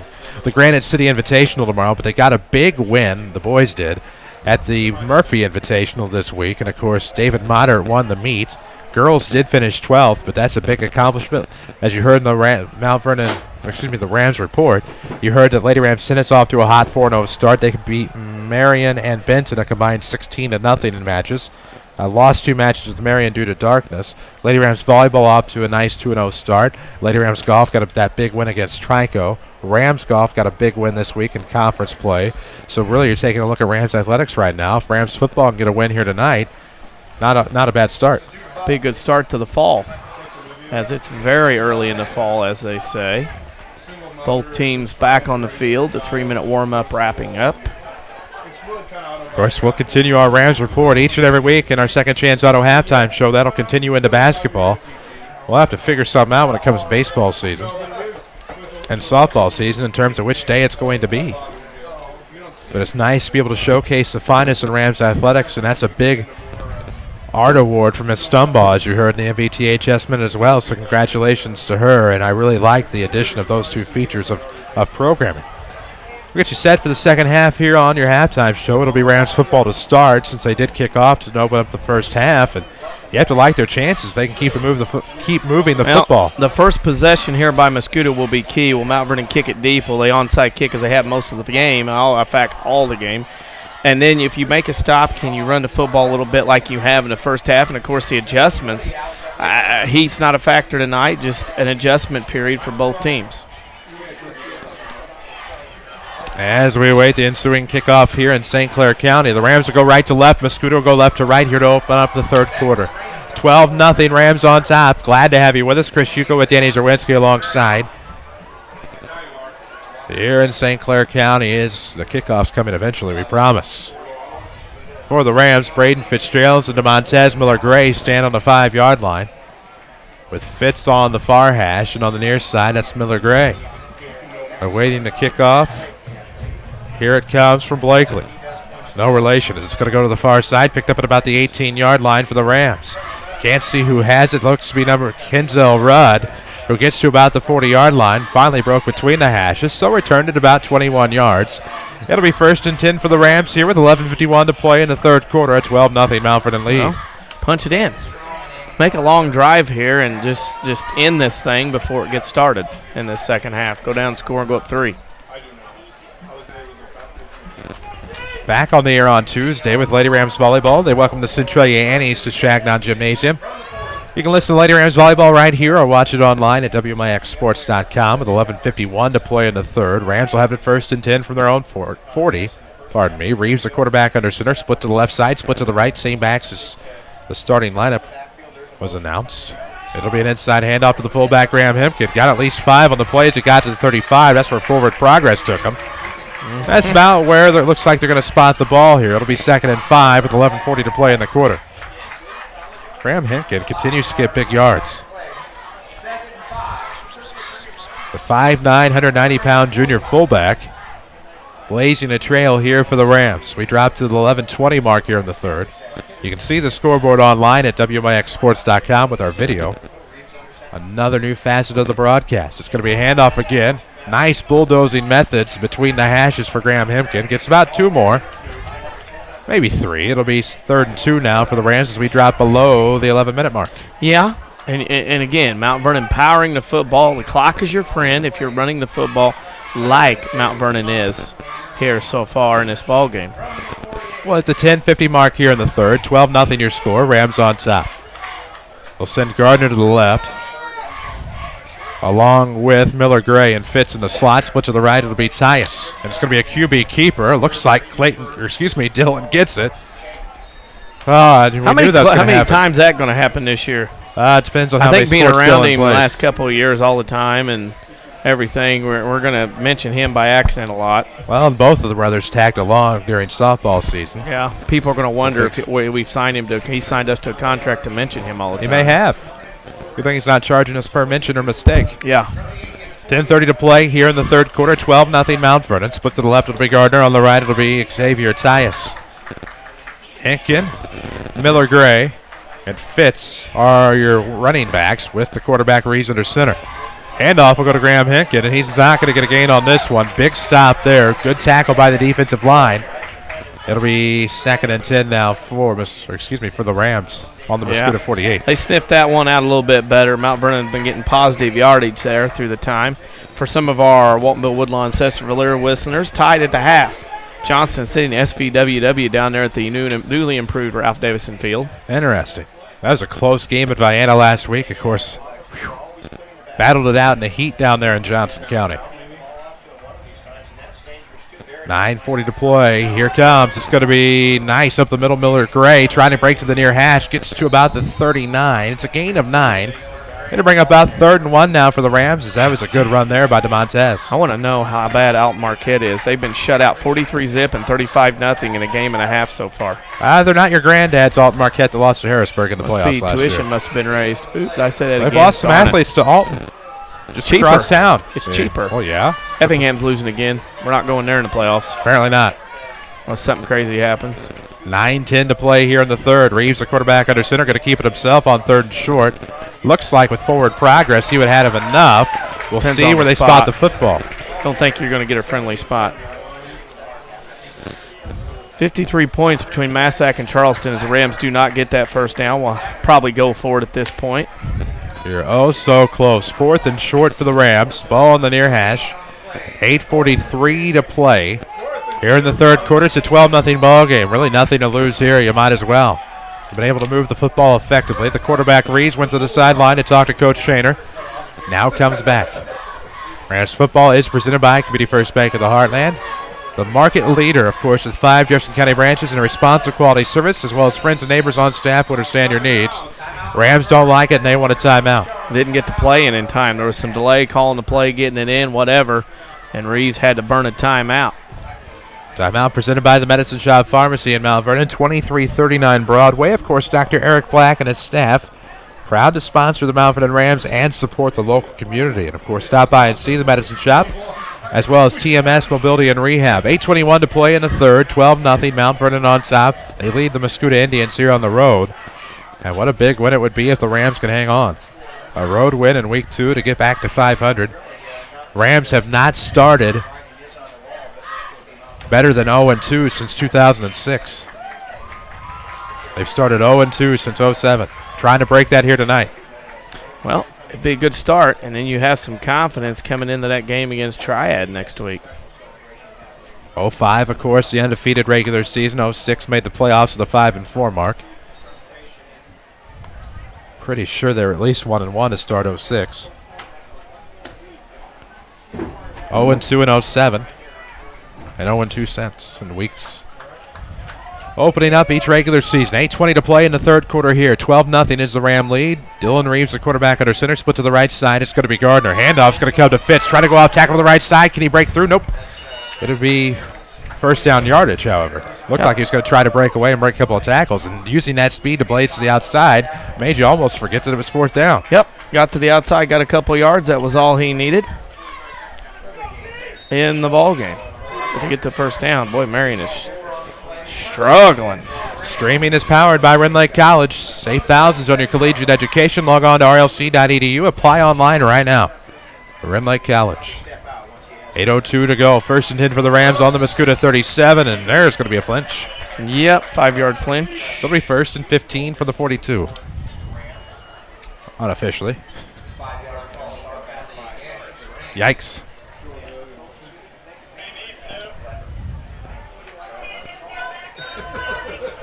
Saturday Sports Show tomorrow after the 8 o'clock news right here on WMIX. You can listen to it online at WMIXsports.com.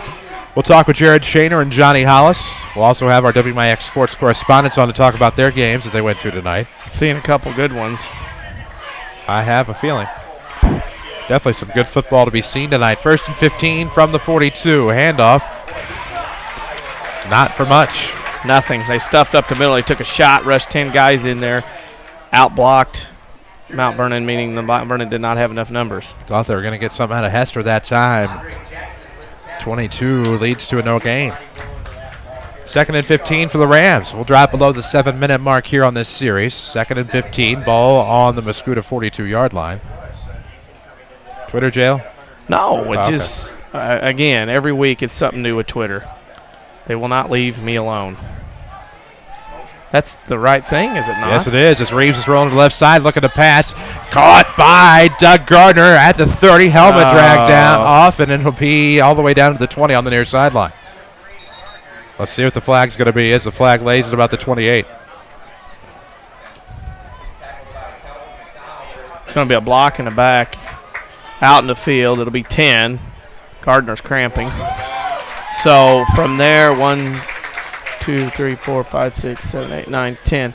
So from the penalty, it'll leave 2nd and 5. Gardner is cramping as he lies at about the 32-yard line. 6:54 to play in the third quarter. 12-0 Rams on top. And see exactly where it ends up here in just a moment.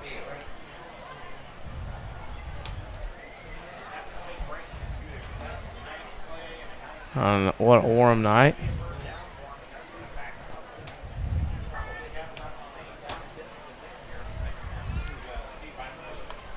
Interesting. They're going to work on him, try to get rid of those cramps. The penalty is, of course, on the Rams. Is that Twitterverse? Of course. Try just WMIX Sports.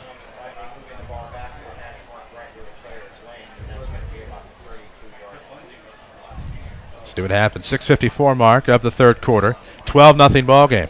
Somebody's changed something on me since I've had issues. Interesting. Twitter's ever changing. We try to evolve with it. And not tell people. Nothing's been touched. Hasn't been changed since we changed our handle. 6:54 to play. Here in the third quarter, it's a 12-0 score. I've never had to enter the email address, so that's the only thing. That's the catch. Well, and Google's doing the same thing with YouTube and all that too. And that's been a pain. Outlook is doing the same thing with all these passwords and numbers and. One day you enter an email, one day you enter your screen name. Yeah, one day you one day you pick your lottery numbers. You know, I don't. Yeah. Of course, you can stay up to date up to the second with scores from around the area tonight on the Twitterverse. Follow us at WMIX Sports. We're on Facebook as well. Of course, we'll put a nightly scoreboard online at WMIXsports.com, where you can find all of our archives from local sports broadcasts and Saturday Sports Show, Lady Rams Athletics, Jefferson County Showcase. It's all there.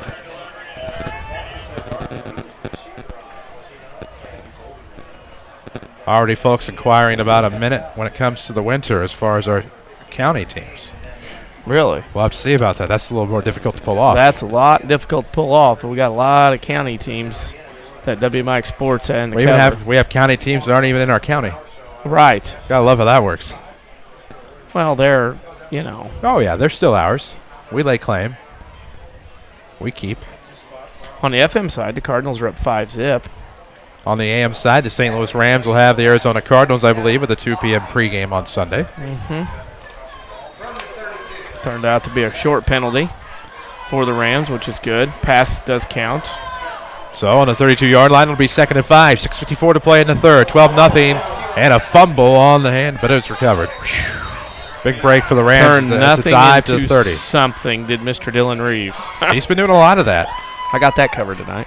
So it'll be 3rd and 3 now for the Rams. So we drop below the 6:40 mark here in the third quarter. The WMIX Sports Mobile Studios is driven by Ford Square and King City Chrysler Center. They have redesigned at Grand Cherokee again. See the all-new redesigned 2014 Jeep Grand Cherokee at King City Chrysler Center, or browse for yourself online at kingcitychrysler.com. Split to the right, Xavier Tyus. It'll be Ilando Watson split to the left side. Wing back, it'll be Fitz in motion. The handoff's going to go to the bulldozer. Up the near hash, that'll be Mr. Graham Hempkin, but does he get enough? Not by the spot, doesn't look like. Favorable spots have not happened tonight. Spots even been moved back again. Shootout on the turf in Williamson County. Really? Yeah, 24-20 Mattoon with a buck left in the first half. Nice. Between that game and Massac County Charleston, it's the over. What's that? It's a rematch of an 0-2 or an 0-7, pardon me, second round football playoff game. And regular season, of course. Saw that game. Year. That was a game I got up close and personal of how the officials get ready before, during, and after. That's right. We were both in Coles County that day. No, I was not. I was at Marion. Was it Marion? Yep. Why did I think that was an away game? No, it wasn't. I was in Charleston that day. Went to watch Peoria Richwoods at Marion as well. Saw that. Richwoods, a program the Rams fans from the 80s would love to forget about.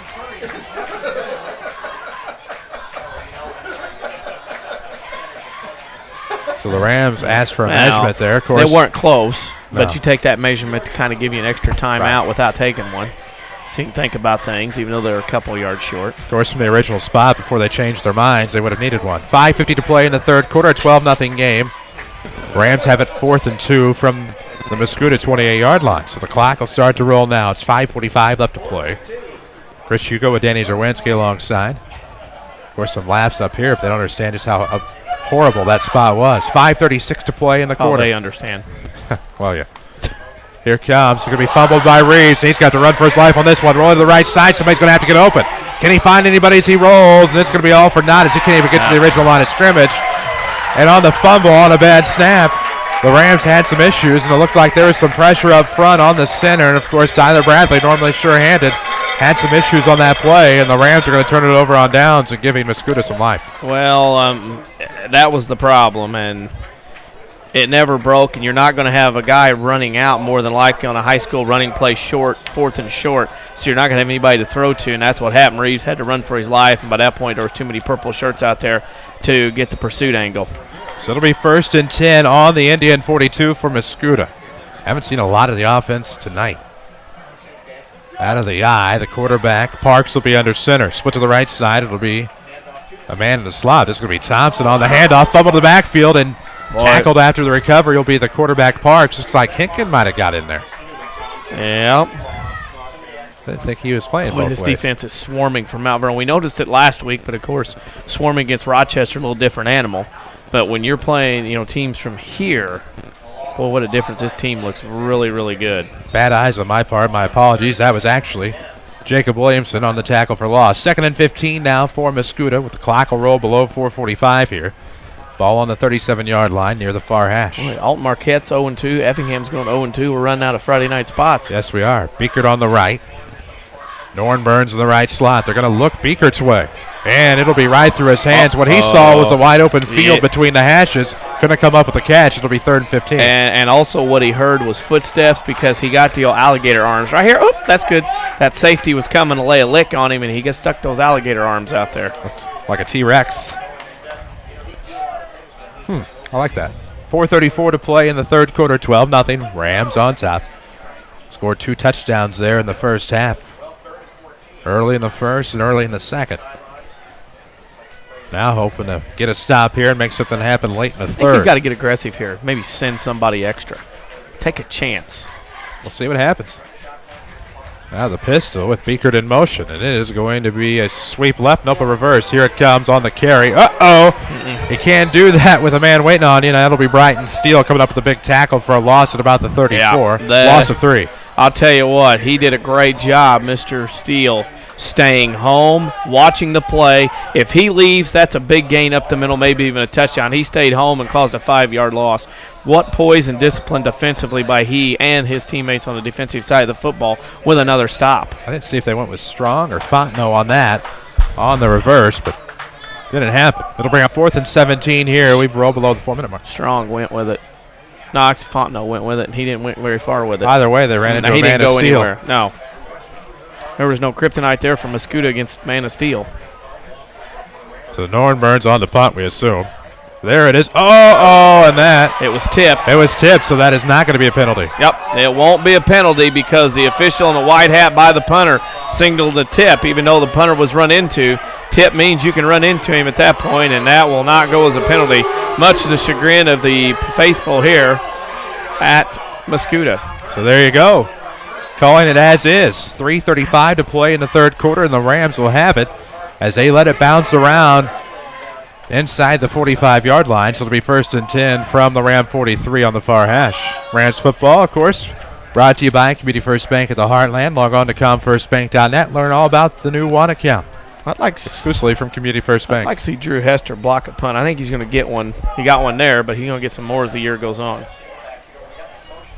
And this will be a handoff coming inside between the hashes. Looked like it was to Montez, and it was. Miller Gray will at least get to the 45 for a gain of 2. And that'll bring up 2nd and 8. Keeps the clock running here with 3:25. Mattoon over Marion 31-20 with 1:28 to go in the first half. Nice. Ooh. Mike 1, Mike 2, huh? Yes. Very nice. We are hooked into them. Good deal. Good dude. 3:10 to play in the third quarter here. Ball between the hashes at the 45-yard line. Chris Hugo with Danny Czerwinski.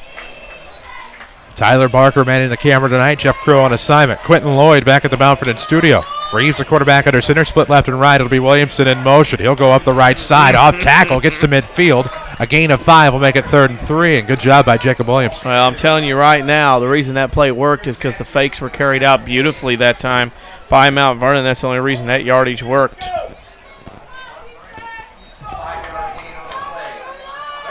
12-0 El Dorado on top of Carmi. It's been a tough week in White County. Massac 39, Charleston 20 at the half. Defense optional. Charleston week 2 for the Rams. 2:23 to play here in the third. 12-0 score. Miller Gray off tackle, coming to the left side, trying to break to the outside. Gets to the 40, the 35, now the 30. 25-20, marching on at the 15, lowers the head. Pushed out of bounds at about the 11 or the 10. We'll see where the spot's going to be. Pushed out of bounds at the 10. That'll be a gain of 40 for DeMontez Miller Gray. You can love the hit, but hey, it's still a 40-yard run and a first down. What poise for DeMontez. So it'll be first, and it will be first and goal because it's just inside the 10-yard line. It'll be spotted on the near hash. We'll see what the Rams do here. With 2:13 left to play on what has been a scoreless third quarter, but has maintained a 12-0 Ram lead. Split to the right, Tyus. Split to the left, it'll be Gardner. Offset eye this time for the Rams. It'll be a handoff to Miller Gray. Go with the guy again who just got you 40 yards. As he gets inside the 10, centers it. We'll see where they spot it. I thought he got to at least about the 7. Might get a favorable spot here, and it will be a gain of 3. Second and goal from about the 7.5.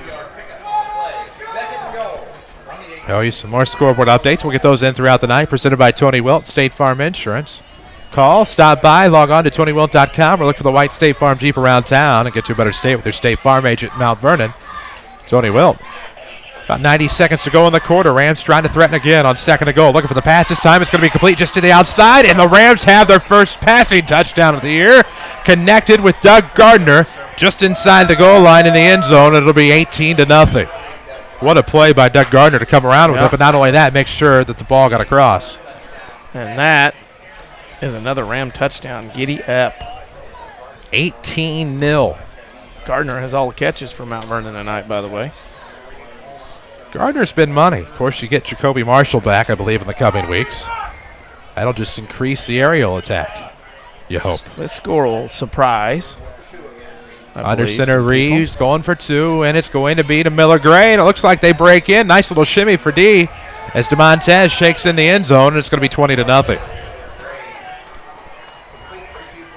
Not too shabby. I think you have to be pretty excited if you're the Rams at this point, especially the defense, the offensive line. Back home. That's a short trip anyhow on that interstate, but it's going to be a sweet short one.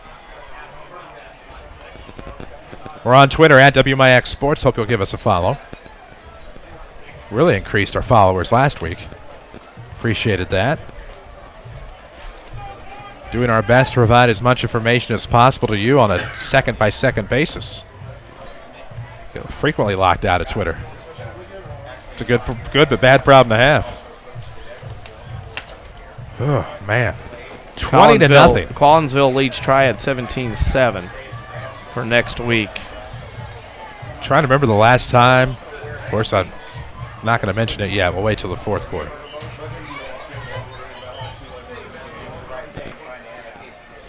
It'll be Virgil Cavill on to return. He's going to be the far man inside the 15-yard line. On the near side, it's going to be Manny Fontenot.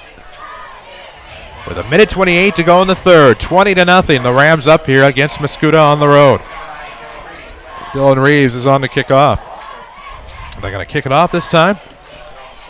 They go onside again. The hands are definitely up front for the Indians. Beaker, Thompson, among others. Norrin Burns, I believe, up front.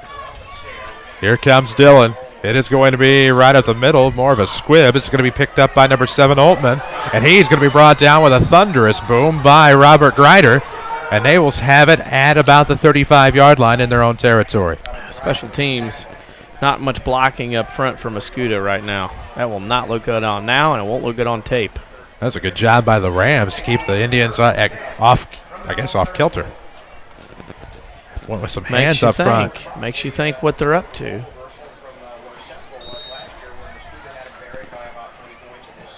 So Parks lumped out the backfield. He'll have to, of course.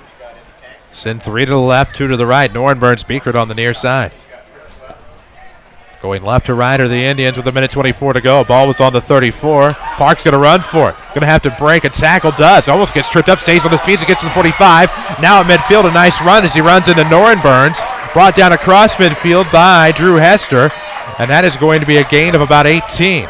They're going to give a great spot. Yeah. It's going to be about 20. First time tonight, Mount Vernon's contain broke down in the middle of the field. And that allowed Parks to get up the middle and run because nobody stayed home. Clock will continue to run. We'll drop below the minute mark here. 20-0. Rams on top of Mascoutah, but the Indians threatening as they get into Ram territory. Ball in the near hash, about the 46. Empty backfield out of the shotgun for Parks. Looking to the right now, back looking left, going to keep it himself. Break down in the middle. Nope. There is Drew Hester, but give Parks credit as he fights for yardage between the hashes. Over to the far side, shy of the 40 at about the 41. So a gain of roughly 4. Make that 6. It'll bring up 2nd and 4.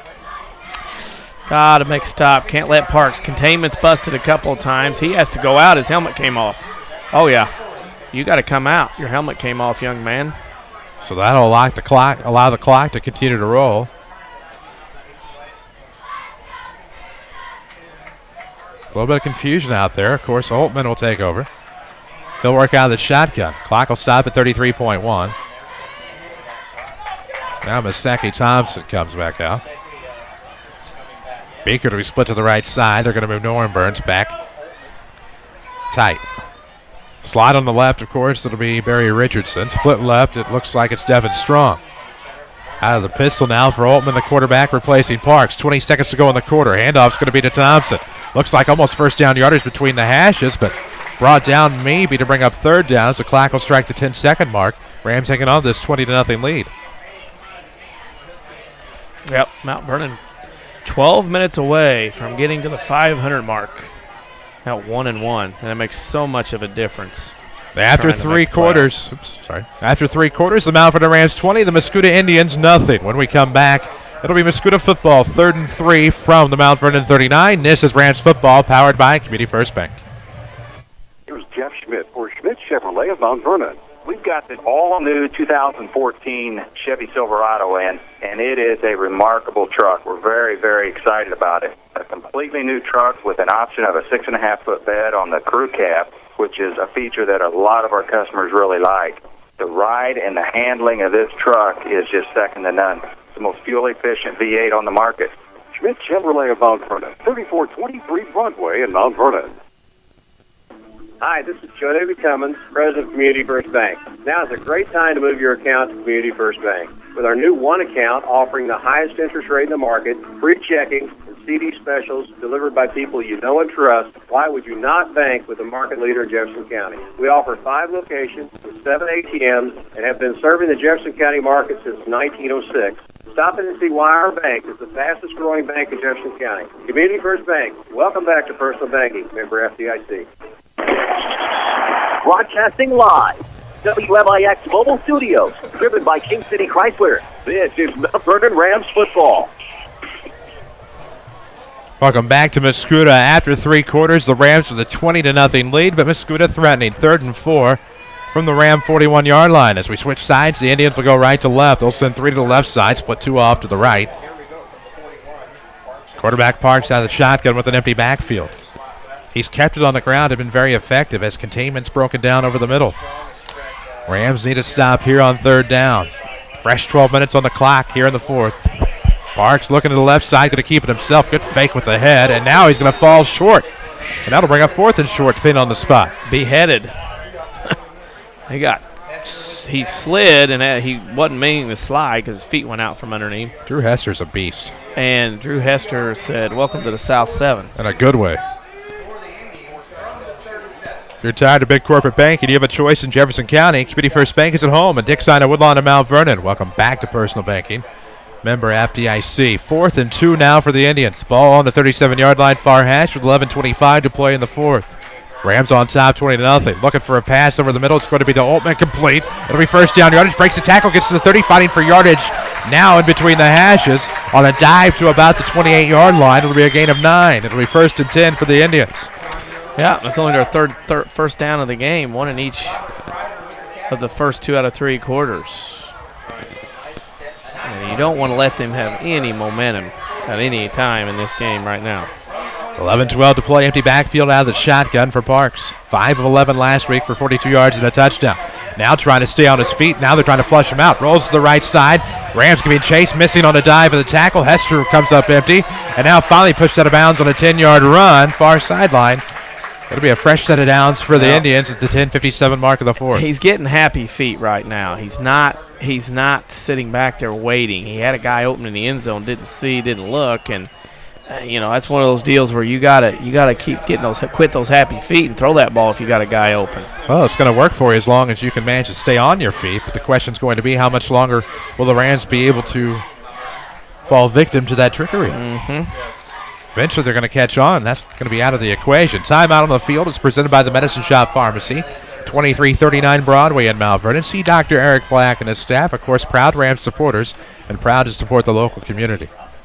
20-0 Rams on top here in the fourth, with 10:57 to play in regulation. Mascoutah threatening. Last time the Rams held anybody scoreless at the end of 4 quarters, it was week 1 with Belleville East back in 2008 when it was scoreless after 4. It went to double overtime. Rams succumbed to Belleville East 7-6.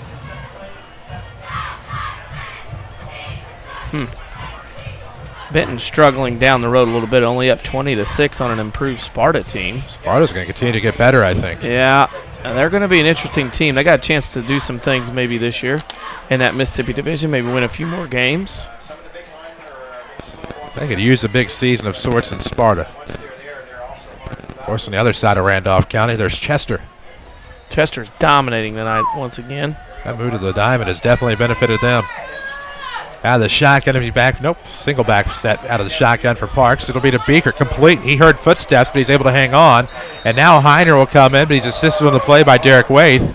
-5 on the catch. That's going to be you hate to see a loss of yardage on the reception.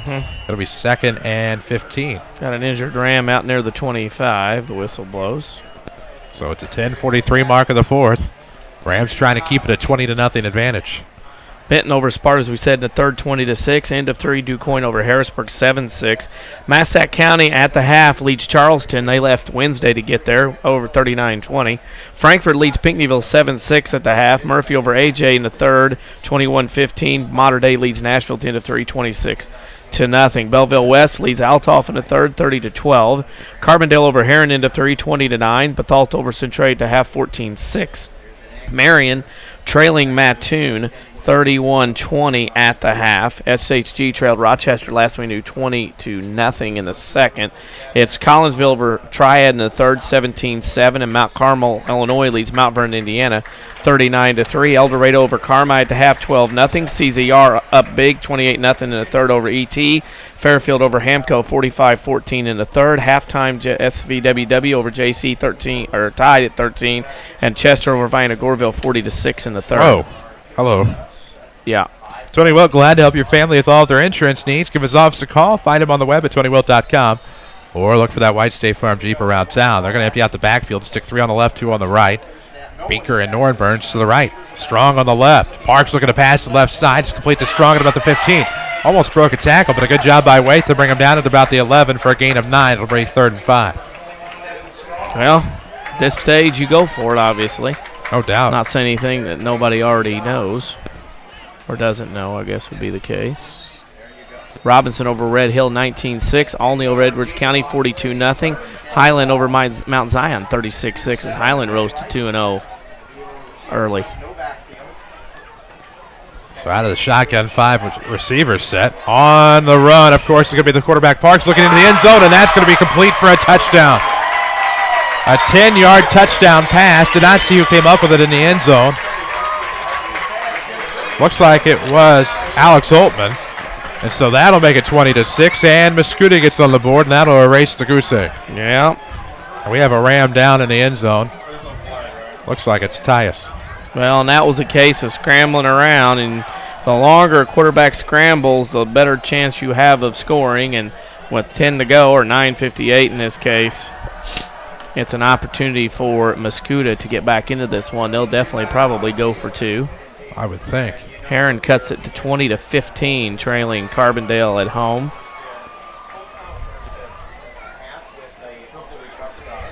Unbelievable night of high school football here in St. Clair County. Mascoutah gets their first touchdown at the 9:58 mark of the fourth quarter, back within 2 touchdowns. Right now, we await the PAT. Probably going to go for 2, you would assume. Try to make it a 12-point game.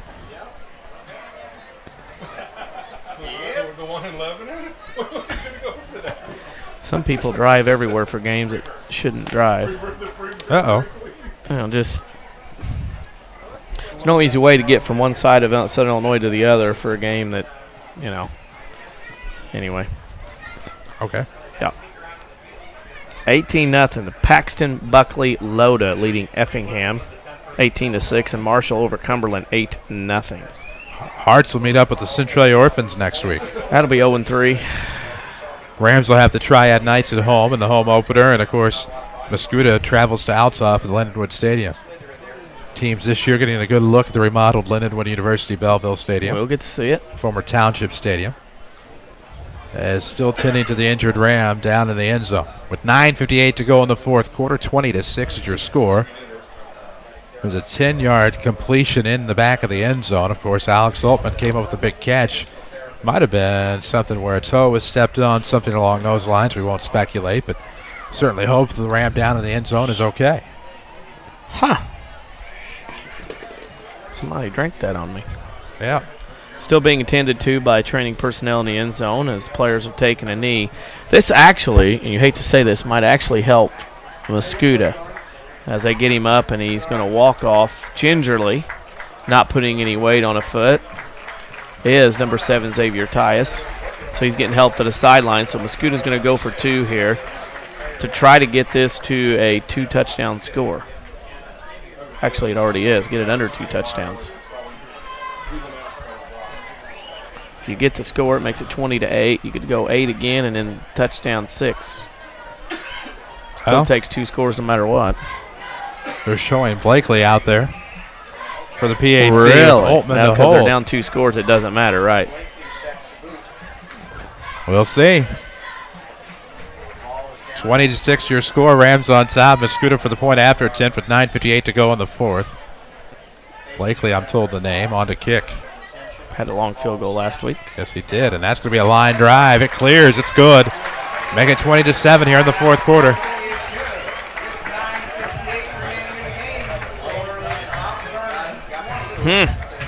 Big drive coming up for the Rams. And it's a case of, can you come in and let how a team scored? You've been dominating all night, makes it a little closer. What will you do? You know, what will happen here?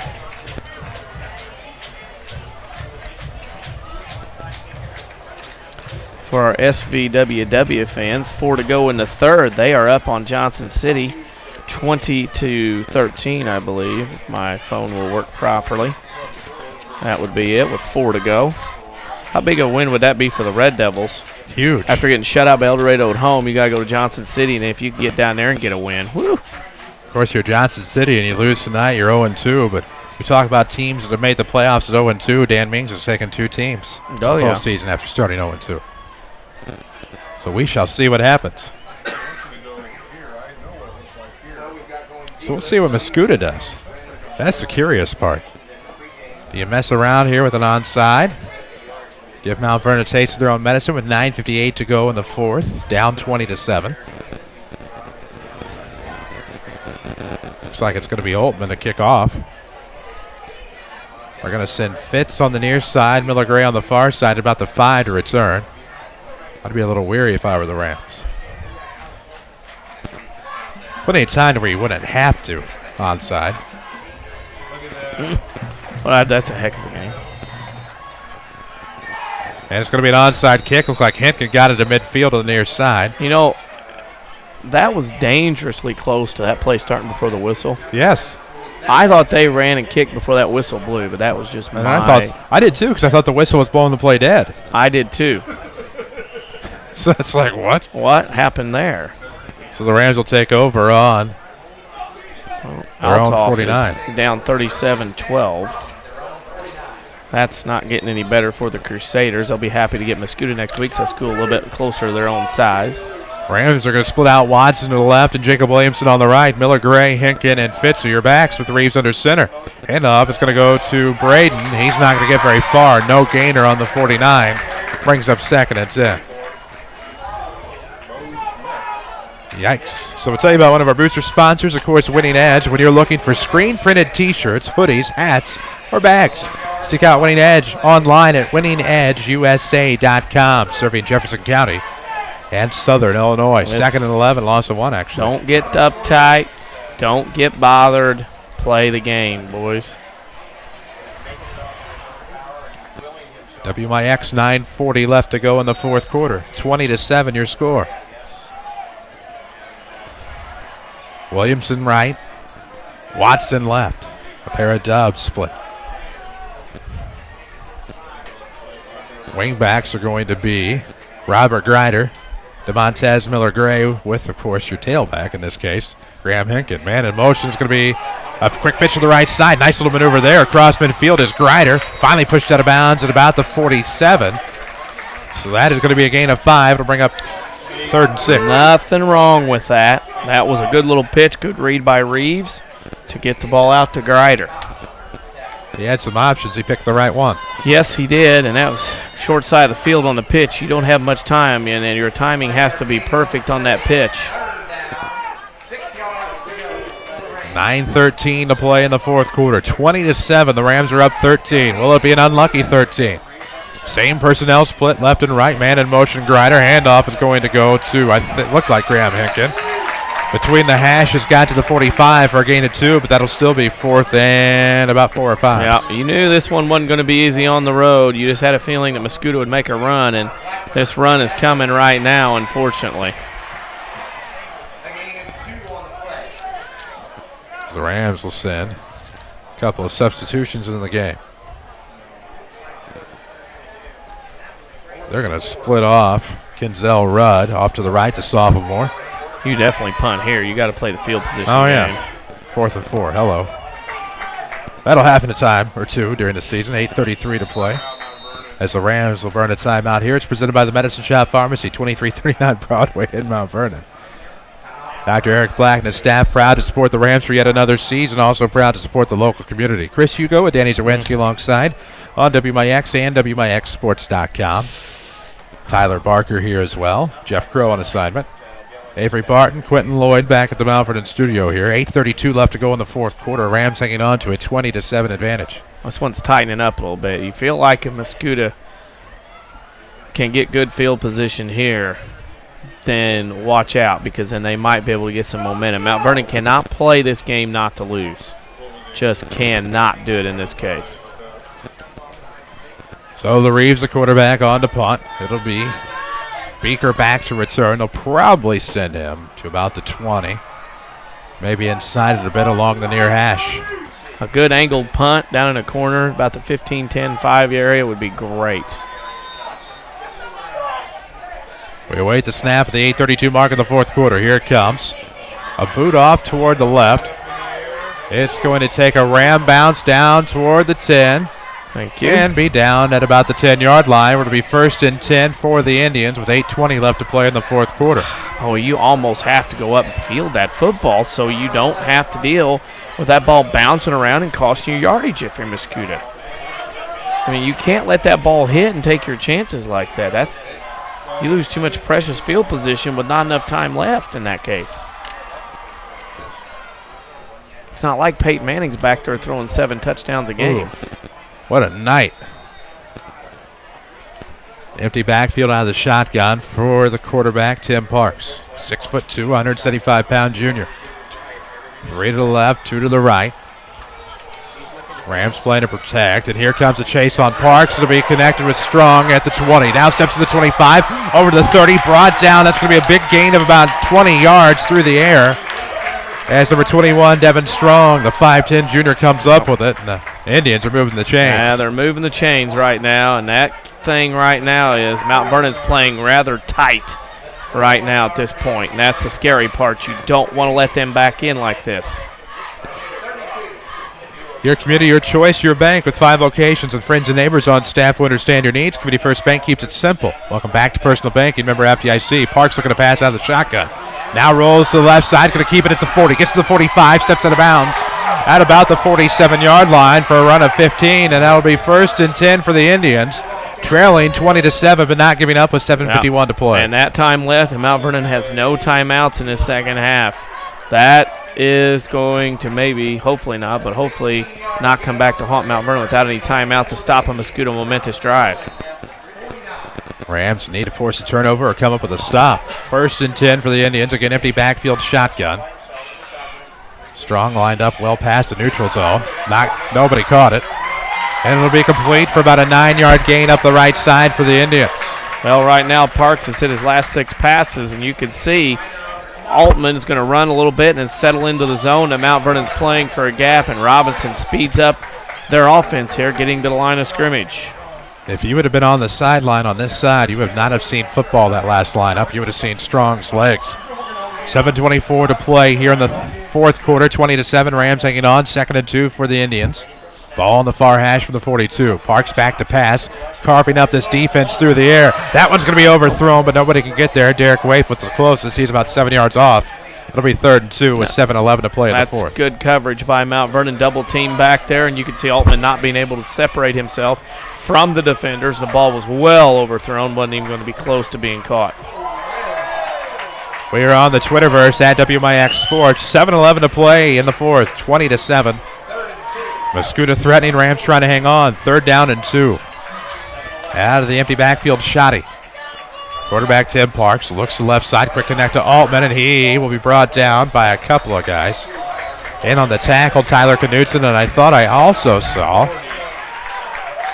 Jacob Williamson in on it, but that looks to be enough for a 1st down, so a gain of 3 through the air. Good stretch there by Altman. Yep. And now you got to worry about being nervous. Playing tight. 7 minutes to play here in the 4th, 20-7. Rams trying to hang on, and I say that. They really are just trying to hang on, it appears, at this point. 1st and 10 for Parks out of the empty backfield shotgun, rolling to the right side. Had a good angle from the secondary of the Rams, but tripping on that one was Noren Burns, and it falls incomplete beyond the 20. It'll be 2nd and 10 with 6:48 to play. Slipped. Harrisburg has beaten DeCoin for the 5th time in a row, 14-7 in a close one.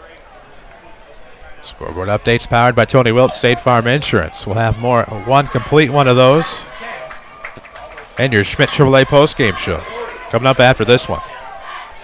With 6:48 to go in the 4th. 2-score game. Parks with it, looking to the right side. Into the slot. Did he hang on or did he drop it? That was Noren Burns. Nope, dropped it. Couldn't come up with it, and it'll be 3rd and 10 after the incomplete pass will stop the clock with 6:41. Rim Lake College powers the streaming online at WMIXsports.com. They offer over 100 degree and certificate programs for thousands less. See which one is right for you with full descriptions at rlc.edu. Even apply online while you're there. 3rd and 10 from the 40-yard line. Ball spotted between the hashes. Parks the quarterback, empty backfield. It'll be Altman, Richardson, and Strong to the left. Noren Burns in the right slot. Split to the right, it'll be Beaker. Let's see what happens as Park looks for the quick connect. There it is to Strong, and there's a quick tackle from Jylen Rush. And that'll bring up 3rd and short now as the clock will roll below 6:30 to go in the 4th. Still 20-7 Rams. Well, if they're going to score, if you're Mount Vernon, you want to make them use up as much time as possible to get there. And then hopefully have to field that onside kick. Rams need a stop here. 4th and 2 for the Indians. Empty backfield. 2 to the left, 3 to the right this time as Altman switched sides. Parks, the quarterback, independent, almost lost the football, and now he will be brought down for a loss. Tried to fumble the football. And a big tackle there by Drew Hester as Parks was flushed to the near side just beyond the 40, and the Rams will have decent field position. And that would be the end of that drive. Big stop there for the Rams defense. The defense has been simply outstanding tonight. We talked about Rochester bending but not breaking at times last week, and that is just what happened on that drive to the Rams. Bent quite a bit, almost lost their elasticity, but able to hang on, get the big stop. WMIX Sports Mobile Studios, driven by Ford Square. You won't believe the incentives on the remaining new 2013 Ford F-150s. Check out the heavyweight truck champion at Ford Square of Mount Vernon, or shop online at fordsquare.com. 6:05 to play in the fourth, 20-7 Rams on top. No timeouts left. You don't want them in this case. Split to the left into the right for the Rams. Offset I formation. It's going to be a handoff. And not a successful one as Hester got caught behind his own man and wasn't quite sure what to do with it. It'll be a 5-yard loss, second and 15. In this situation on the handoff there, you got to have somebody on the sideline, obviously Coach Shanner calling a play. You got to have somebody to watch that game clock. And when that game clock starts, you got to have somebody to walk over and hold up to Dylan Reeves. Hey, this is when you snap the football. So at this point, at the 18-second mark, 5:18, you got to snap it by 5:20. You want to milk as much time off that clock before every possession, before every snap. Rams got a kind spot on that one. Second and 14 from their own 31 on the near hash. Offset I again. Reeves, the quarterback, under center. Miller Gray, Hinkin, and it'll be a handoff this time to Drew Hester, trying to get back to the original line of scrimmage, and does. Gets a gain of 4, back to the 35. It'll be 3rd and 10 with 5:13 to go. Yikes. Can't play not to lose. No. Herm. As Mascoutah will call a timeout. Can't blame him. 2339 Broadway in Mount Vernon. That's where you'll find the Medicine Shop Pharmacy. Dr. Eric Black and his staff proud to sponsor the Mount Vernon Rams and, of course, support the local community. Second-generation owner is Eric Black at the Medicine Shop in Mount Vernon, all the way from their location there just a few blocks to the west, now at 2339 Broadway in Mount Vernon. 20-7. Rams are up 13, 5:09 to play. Here in the fourth quarter, trying to get their first win since 2011. Mattoon came out on the opening drive against Marion. Scored 37-20 beginning of the third for Mattoon over Marion. That's an interesting matchup there. Interesting.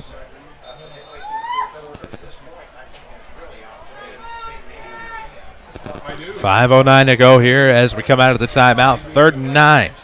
This is where the Rams will have the football on the 36-yard line. 20-7 your score. Offset I formation. The quarterback Reeves will be under center. They'll split off to the left side. And Reeves looking for the quick pass. Connects to Gardner at the 40. Stays on his feet. Dives just past the 45. Assuming a proper spot, it'll be first down for the Rams. Was huge. It caught Mascoutah off guard. That'll run some time, some more. About 20 more seconds off the clock when they start it. Boy, what a good call. Gutsy call on the pass. Yes, it was. And, of course, the Rams are very fortunate that the White Hat signaled first down because it wasn't a good spot. The knee was across the 45. The ball was about the 43. 4:50 as the clock rolls here in the fourth quarter. 20-7 score. Rams trying to keep that clock moving. Now have a fresh set of downs. 1st and 10 on the far hash. Still in Rams territory. Reeves is going to hand off. This is going to be Miller Gray. Finds some territory. Got a little bit of running room, but pushed back as soon as he got there. 48-yard line. But 2 more yards. Time they unpile. Time they do that. It'll be time to... More time will run off the clock. You got to have a clock manager on that sideline, letting everybody know what to do, what not to do. Rams trying to get their first win since September the 30th of 2011. A 37-27 end result at home against the Carbondale Terriers. So Indians call a timeout. 4:29 remains here in the fourth quarter. 20-7 scored. This timeout, of course, brought to you by the Medicine Shop Pharmacy. 2339 Broadway in Mount Vernon. How about Dr. Eric Black and his staff, the Medicine Shop, stepping up to sponsor the Rams yet another season and continuing to support the local community for over 30 years? Well, maybe about a first. Well, they have 1 timeout left. Run a couple plays, get a first down, maybe 1 more, and you've got a win in St. Clair County. I think 2 first downs will probably do it. Centralia trails Civic 14-6 at the end of 3. Yeah, you guessed it. I'm in timeout. We are on Twitter at WMIX WMIX Sports. What is the limit? Does anybody know? We reach it apparently. Well, I guess we do because I didn't think I was doing that much. What can I do? Saturday Sports Show tomorrow after the 8 o'clock news right here on AM 940. Listen from anywhere at WMIXsports.com. First hour's lined up. We'll get a couple more by the end of that second hour. A lot to talk about this week in sports. Pitch to the left side, Miller Gray. He's going to get first down yardage and more, but he stumbles out of bounds at about the 40-yard line in Mascoutah territory. Actually, they're going to give him about the 44. That close to putting her away. Had he been able to turn upfield a little bit quicker, that might have been it. I'm about ready to put this one in the left column tonight, barring a disaster. Speaking of disasters. It's a Twitterverse disaster. I don't get it. 1st and 10 from the Mascoutah 43. The Rams will have Reeves under center. Off to the left, but not very much. They'll have one man, and Reeves going to keep it himself just to plow ahead. Gets about 4 or 5 on it. Good job by Dylan Reeves. First time I felt comfortable saying the first name, thinking I wouldn't mess it up. Eventually he'll wear out. Marion scored 37-28 now. We might be able to get back in time to go to that game. At this rate. Carbondale up on Heron 36-15 at the end of 3. 3:57 to go here in the fourth quarter. 20-7, Rams on top. It'll be 2nd and 6. The ball on the Mascoutah 39-yard line, far hash spot. Reeves, the quarterback, under center in the offset eye. Mascoutah needs a stop. They only have one timeout left. Pitch will go to the left to DeMontez. Miller Gray gets a gain on it. There's a flag at about the 40-yard line on the far sideline. Here's the thing. I think somebody from the Rams staff will probably say something. Yards mean nothing at this point. You want to run that thing down. If you're running towards the sideline, get yourself down. It's a 10-yard penalty anyway. It's going to work out to about an 8. But you got to fall down in bounds. That's one of those deals, stats and whatever else, throw it away, who cares. They're going to decline the penalty. Mascoutah is, leave it there because they did not gain anything. But as a running back or a coach, you got to tell your running backs, get down in bounds and let the clock run. Don't worry about trying to get out of bounds and all this other stuff. That's out the window when you're up by 13 with under 4 to go in the game. Penalty is declined. Lost it down. They'll take it. Not lost it down, but I mean it becomes 3rd down basically is what we're getting at here. So it'll be 3rd and about 3 for the Rams. 3:35 to play in the fourth quarter. A 27 ball game, and somebody flinched. Yeah, for Mount Vernon -5. Don't worry, I'm not going to another game tonight unless we find one between here and home. I don't think we can get to Marion that quickly. No. Well, wait a minute. Did the choppers fly in tonight? We did not fly tonight. Oh, no. So they didn't send it for us? Okay, then never mind. Still in the hangar. Come drop anything you want. Yeah, legal formation on Mount Vernon. Interesting to see what Mascoutah does here. They're going to, should march it off. Yeah, 3rd and 5. They'll take that penalty. First penalty of the Rams in the fourth quarter. 3:32 left to go in the fourth. 20-7. The Rams hanging on. Up 13 over Mascoutah here on the road. Looking for their first win since week 6 of 2011 when they beat the Carbondale Terriers at home. A Terrier team that went to the playoffs that year. Found SHG. They definitely found the CS8. CS8 found them. 3:30 left to go. Reeves looking to pass along that sideline, complete to Gardner, who did the smart thing to turn back in toward the inside. It's complete. The clock will run. Good heads-up play by Reeves and Gardner. And make Mascoutah burn that last timeout. And that's what you want to do in this situation. You get the clock running, or you make them burn a timeout. Then they have no options, or options are fewer to try to do something. 3:23 left to go here in the fourth. 20-7, Rams on top. This timeout's presented by the Medicine Shop Pharmacy. 2339 Broadway in Mount Vernon. See Dr. Eric Black and his staff. Also at TMS Mobility and Rehab for all of your custom and standard mobility needs. Of course, if you're the Rams, you get Mascoutah to burn their final timeout. You're going to have to go at it probably through the air. Empty backfield more or less, so you're taking them out of the comfort of their 100-yard rusher. Yeah, Yeah, you're Thompson. Right. Because he 5-yard dives and off tackles aren't going to help you here. So through the air, and I mean an effective passer in week 1, 5 of 11 was Tim Parks, 42 yards and a score. But when you're trailing, a lot more pressure. Tighten up, a lot more pressure. You're worried about connecting. Sparta trailing Benton at the end of 3 down the road, 27-12. Rangers going to go to 1-1 with the Panthers next week coming to Tabor Field. That could be a battle 1-1 teams as Pinckneyville leads Frankfort in the fourth, 2013. Some people saving their seasons right now. Interesting. Nobody helping me. 3:23 left to go here. It is 4th and 4 for the Rams.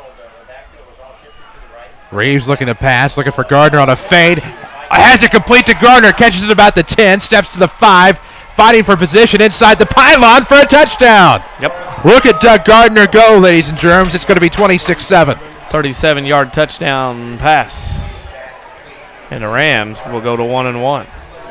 He just saw Mascoutah had a Dougie. 3:14 left to go. It's 26-7.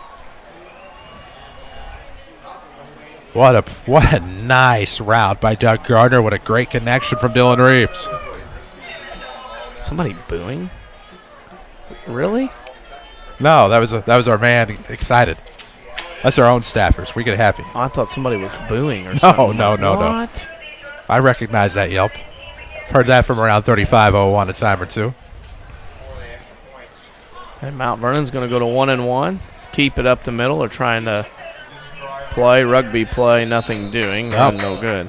You watched the pile. You weren't watching the football. So it's 26-7 here in the 4th. 3:14 left to go. Mascoutah has no timeouts, and they're down 3 scores. And so the Rams, whose defense held up most of the night, save one drive, whose offensive line was able to contain a defense to find yardage and to find scores, and you give a lot of credit to guys that don't often get their names called here tonight. Huh. Interesting. I snuck one in on it, then it locked me out again. Oh, well. 26-7, 3:14 to go. Some of the faithful in purple start heading to the cars. That makes it easier for you and I and us to get out of here tonight. Also, too, as well. And Mount Vernon will host Triad next week in their journey through the valley. And Althoff will play Mascoutah at Althoff, I believe, next week. It's a heavy Apollo Valley schedule next year, maybe. Althoff will host Mascoutah next week. And then, of course, the Rams head to Althoff the week after that. Looking forward to seeing that place renovated. Didn't get to see it 2 years ago because, of course, the game was at Belleville East, which is all right because that's a new place to go to for me, which it was. So 3:14 left to go in the 4th quarter. 26-7 is your score. Rams by 19, looking for win number 1 here in 2013. And unfortunately for them, it's been since September the 30th of 2011, but they will take it. I was figuring out what was up here with why one score was being particularly looked for. It took me a while, but I figured it out now. Yeah. Here comes the kick, and it's going to be toward the left side, picked up by the Indians. That looked like it was number 28, I thought, Fontenot, as he dove and tumbled past the 35, maybe, to about the 38. Happy times tonight for the Red Devils. I think it'll be a fun bus ride for quite a few back to the county. Right. Of course, one bus won't go to the county, but they'll still have kids going back to the county. Yeah, they'll still have kids going back. Works That's for a me. Big win for Johnny Hollis's crew. 26-7 your score. Rams on top. Empty backfield shotgun for Parks and Indians with 3:09. Rams, the offensive line crumbled, and that is going to be a whistle blowing the play dead as Parks tried to scoop it off. Clock will continue to roll, and that was a good job by the Rams to cause the O-line to break down. Defense domination. No doubt about that. Couldn't do it without the official voice of the Mount Vernon Rams, Community First Bank. 5 locations, Mount Vernon, Dixon, and Woodlawn. Community First Bank proud to be the official voice of the Rams and Lady Rams and high school sports, at least last year on WMIX. Hopefully this year as well. Parks, same five receivers set. There's going to be a flag on the play before Strong can slip and make the grab. False start on the offense will back it up 5. It'll be 2nd and 18 from the 29. That's one thing Mascoutah's going to have to work on. They've had 16 penalties in 2 games. The Indians look a little shocked. I don't think they expected this tonight. Mount Vernon goes to 1-1. Mascoutah will go to 1-1. Rams host the Knights next week. They've had some battles on the diamond as well as the field.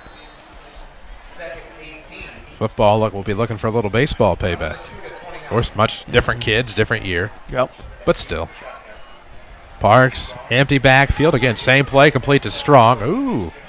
Broke a tackle there at about the 35-yard line. You know what would be nice next week as we go in there and the Rams are going to win? That one who always wants a shout-out would show up next week. That'd be nice. I have a feeling he'll be there. I think he'll say hi. Yeah, he'll come out. He'll probably visit I think with him us. and the missus will probably both be there. They're always at a local restaurant in Mount Vernon. Yes. Of course, I am too, but there you go. know, I see them several times.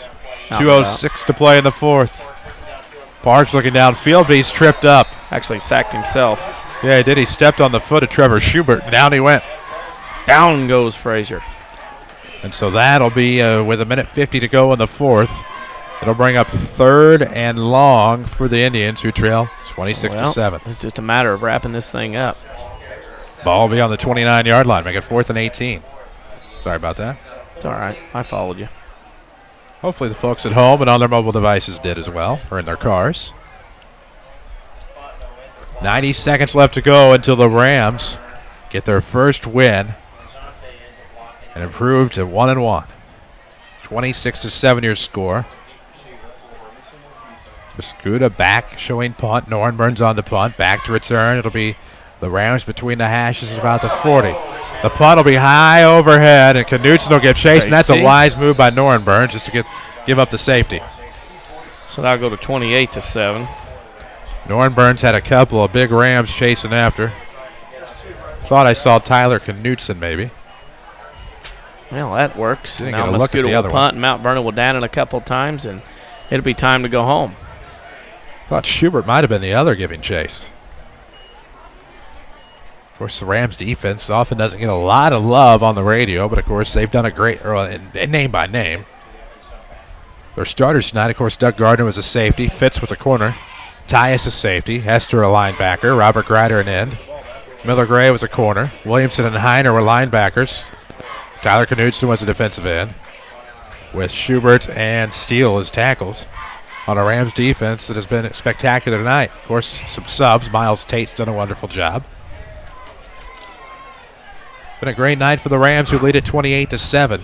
Sun's will come Late in up the and it'll fourth. be a little brighter in Mount Vernon's world tomorrow. I think it will. Sweetness will return to the taste buds. Mm-hmm. Flowers will smell a wee bit fresher. Casey's Pizza might be a little bit better than some people. Shaner can cut back from Mountain Dew to Diet Coke. Yep. He'll be happy. Yeah. I will, meanwhile, completed 60 days without. Wanting to siphon every last bit of that 20-ounce bottle you have there. That's old hat for me to hear about people giving up soda. Uh-huh. Yeah. Here Still comes have the a root punt. beer float. Call it even. Avery Barton back in the studio. As the Rams will... That don't count. No, it doesn't. Yeah, So it'll be 1st and 10 for the Rams on the 35-yard line, lead 28-7 after the safety. With 1:07 to go, all they have to do is take a couple of kneels. Couple of kneels.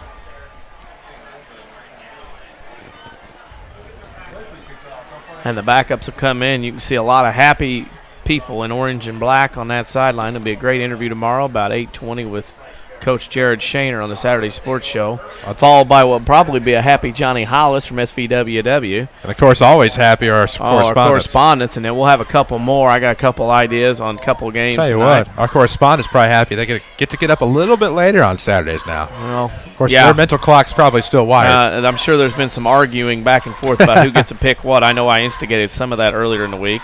Reeves. AJ comes back to beat Murphy 22-21. That hurts for Murphy. Reeves on the kneel down. The clock will wind here below the minute mark, 28-7. And the Rams are going to improve to 1-1 on the year and get that first elusive win that almost came in Week 5 of 2012, and then again almost in Week 6. Rams might have been among the elite 0-9 teams in the state. Heard that from a lot of coaches. Couldn't believe that we were an 0-9 team last year. Uh-oh, first person. Reeves will kneel down again at the 32nd mark. 28-7 will be your final. We encourage you to stay tuned to the Schmidt Chevrolet postgame show. We'll talk about this matchup, get you some final stats, get you a final scoreboard update, and talk about our players of the game, because I don't know how you credit just one person here tonight. Maybe an entire group of 11 on the side of the ball, or maybe an entire 22 plus some. Clock will drop into single digits now. Play clock has more time on it than the game clock. So this will be your final score as the Mount Vernon Rams victorious tonight for the first time since 9/30/11. They'll take it back to the King City against Triad next week. Look to get to back over 500 for for the first time in quite a while. 28-7 is your final as the Rams get a big road win here tonight. We'll come back with our Schmidt Chevrolet postgame show. This is Rams football from WMIX Sports. Meteorologist Dave Samuel with a look at your next rad weather. High pressure overhead will be a clear and tranquil night.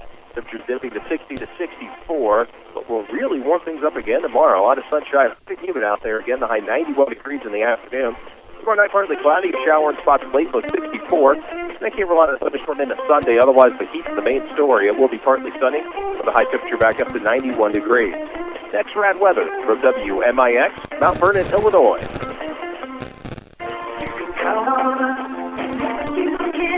America's favorite truck is even easier to own at Ford Square in Mount Vernon. Right now, drive away in 2013 Ford F-150 XLT with as much as $9,500 in total savings, or ask about special 0% financing for up to 60 months.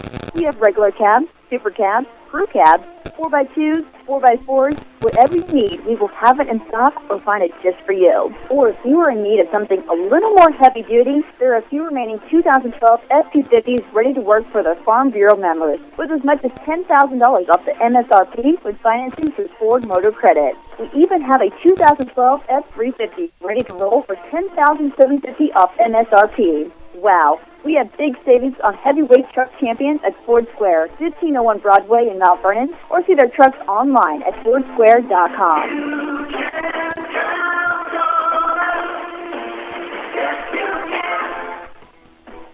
Did your bank recently stop offering free checking?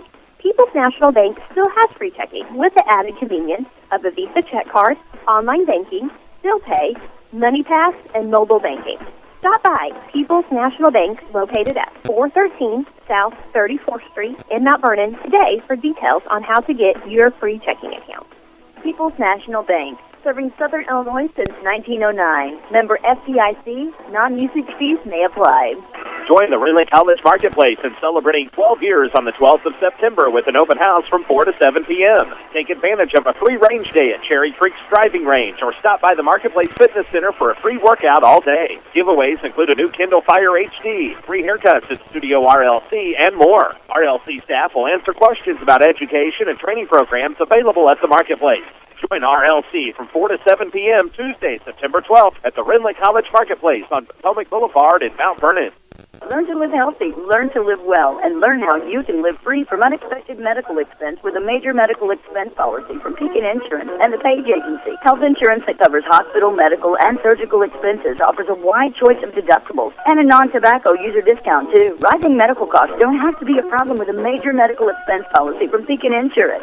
This is coverage we hope you'll never need, but you just can't be without. Call the Page Agency at 242-7000 about a major medical health insurance plan today.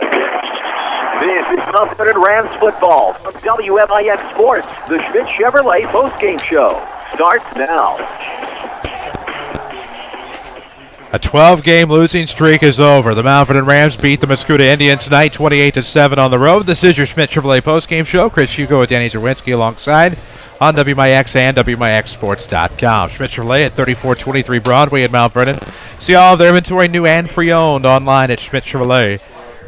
We'll get you a comprehensive State Farm scoreboard in just a moment. We'll also come and wrap up your post-game stats here on a big win for the Mount Vernon Rams in D.C. If you're Jared Shaner and company, you're stoked right now. You knew going into the last week against a tough Rochester team, you might start the season 0-1, but you kind of had a gut feeling that you could come back against the Mascoutah team this week and maybe get that record to 1-1.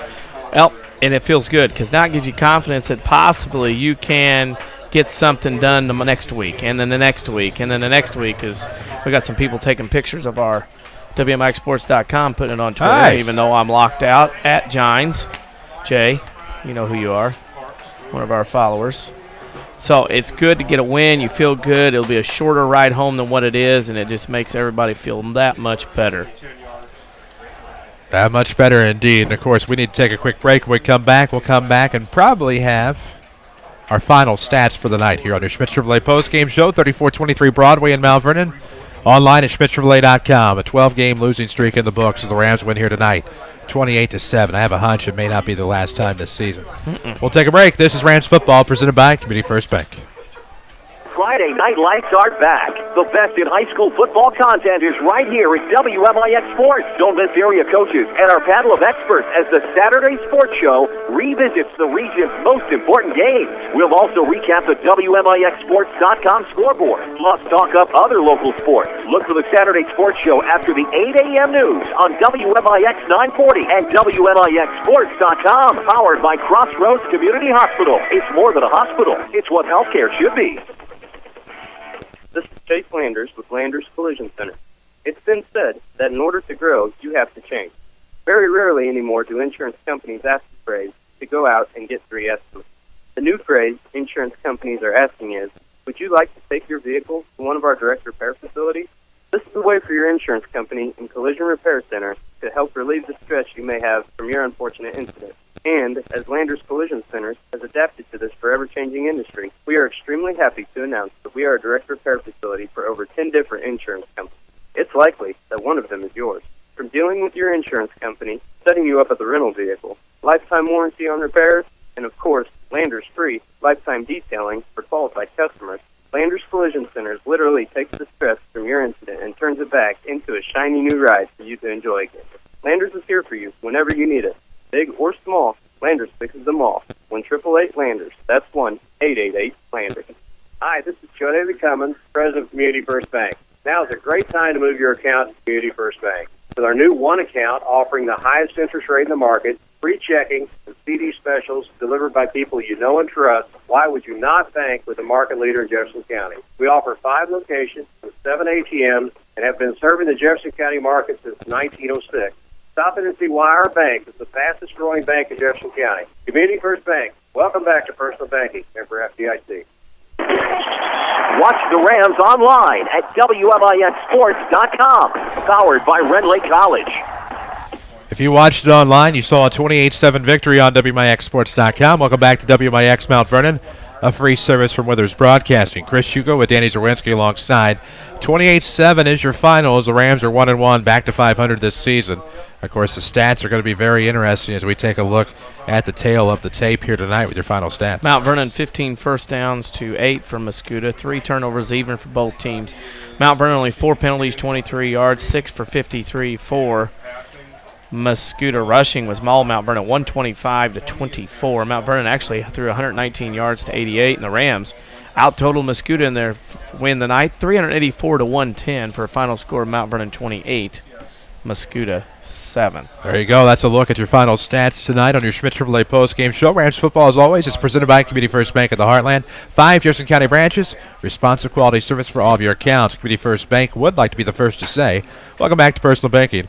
Member FDIC. We'll take one more break on your Schmidt Chevrolet postgame show. Come back, get you a scoreboard update, and wrap it up here from Mascoutah. 28-7 your final. Rams are 1-1. And this is Mount Vernon football from WMIX Sports.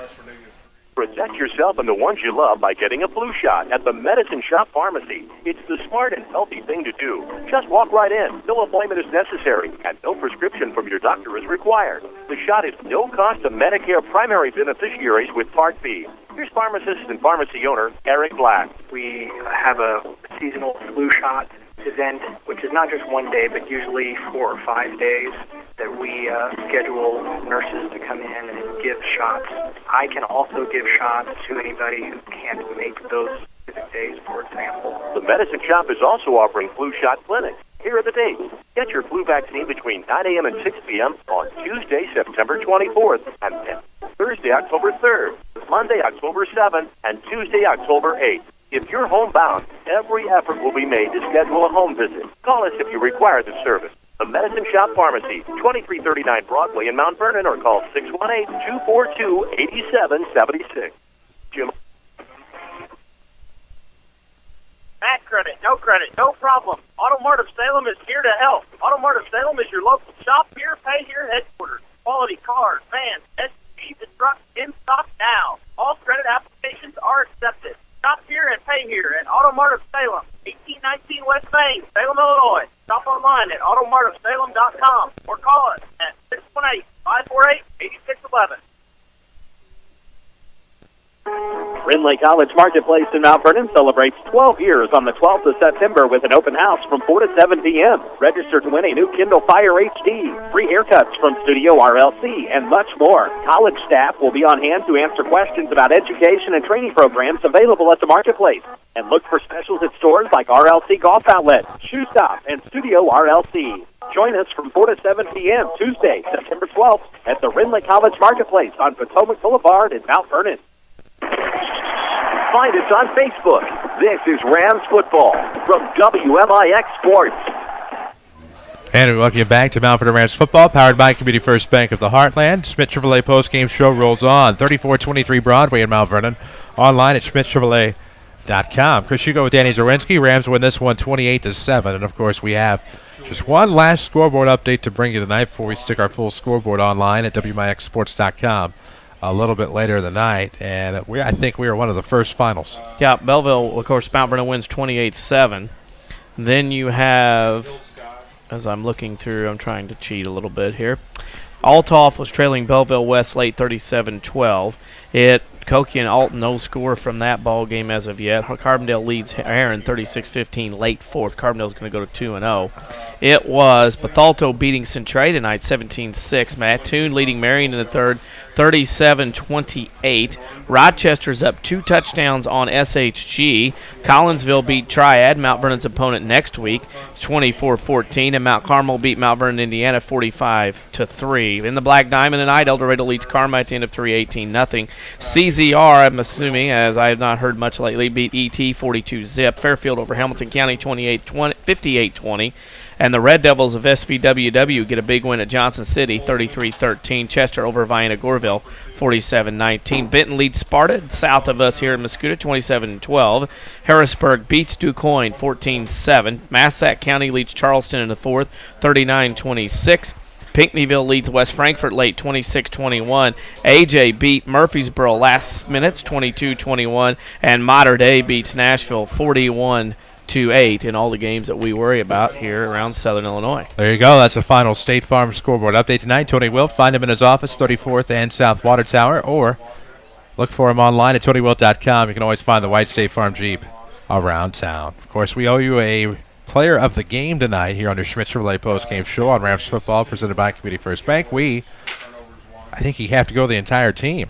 It took everybody. I don't think you can individually single out somebody on one side or the other or anything else. It's just a defensive effort. Everybody played well, and you needed that coming into this. Mount Vernon gets off the schneid, gets a win, and a lot of momentum going over the next few weeks. No doubt about that. We didn't pick a defense. Defense, offense, everybody, right? Oh, yeah. The line was spectacular. Dylan Reeves, again, for another week in a row, I don't think made a bad decision. Nope. Gardner was spectacular, of course, in receiving core. That's interesting. The line was spectacular. All the defense was great. I mean, there's really can't have many complaints coming off a 28-7 win. So you'll take it. You'll go back to J.D. Shields Memorial Stadium next week for the Triad Nights in Week 3. 6:30 your pregame, 7 o'clock your kickoff here on WMIX. Video online at WMIXsports.com. Saturday sports show tomorrow. Lady Rams volleyball Tuesday night. Same dial location, same web address. We hope you'll take the time to join us. That's going to do it for us tonight. For Tyler Barker, who filled in for Jeff Crow, who's on assignment, did a great job for us. And for everyone else at Withers Broadcasting, including Avery Barton and Quentin Lloyd back to the studio for Danny Czerwinski. I'm Chris Hugo. Remind you of the final score. The Mount Vernon Rams 28, the Mascoutah Indians 7. For all of those aforementioned folks and more, thank you for listening and watching Mount Vernon Rams football. So long from Mascoutah.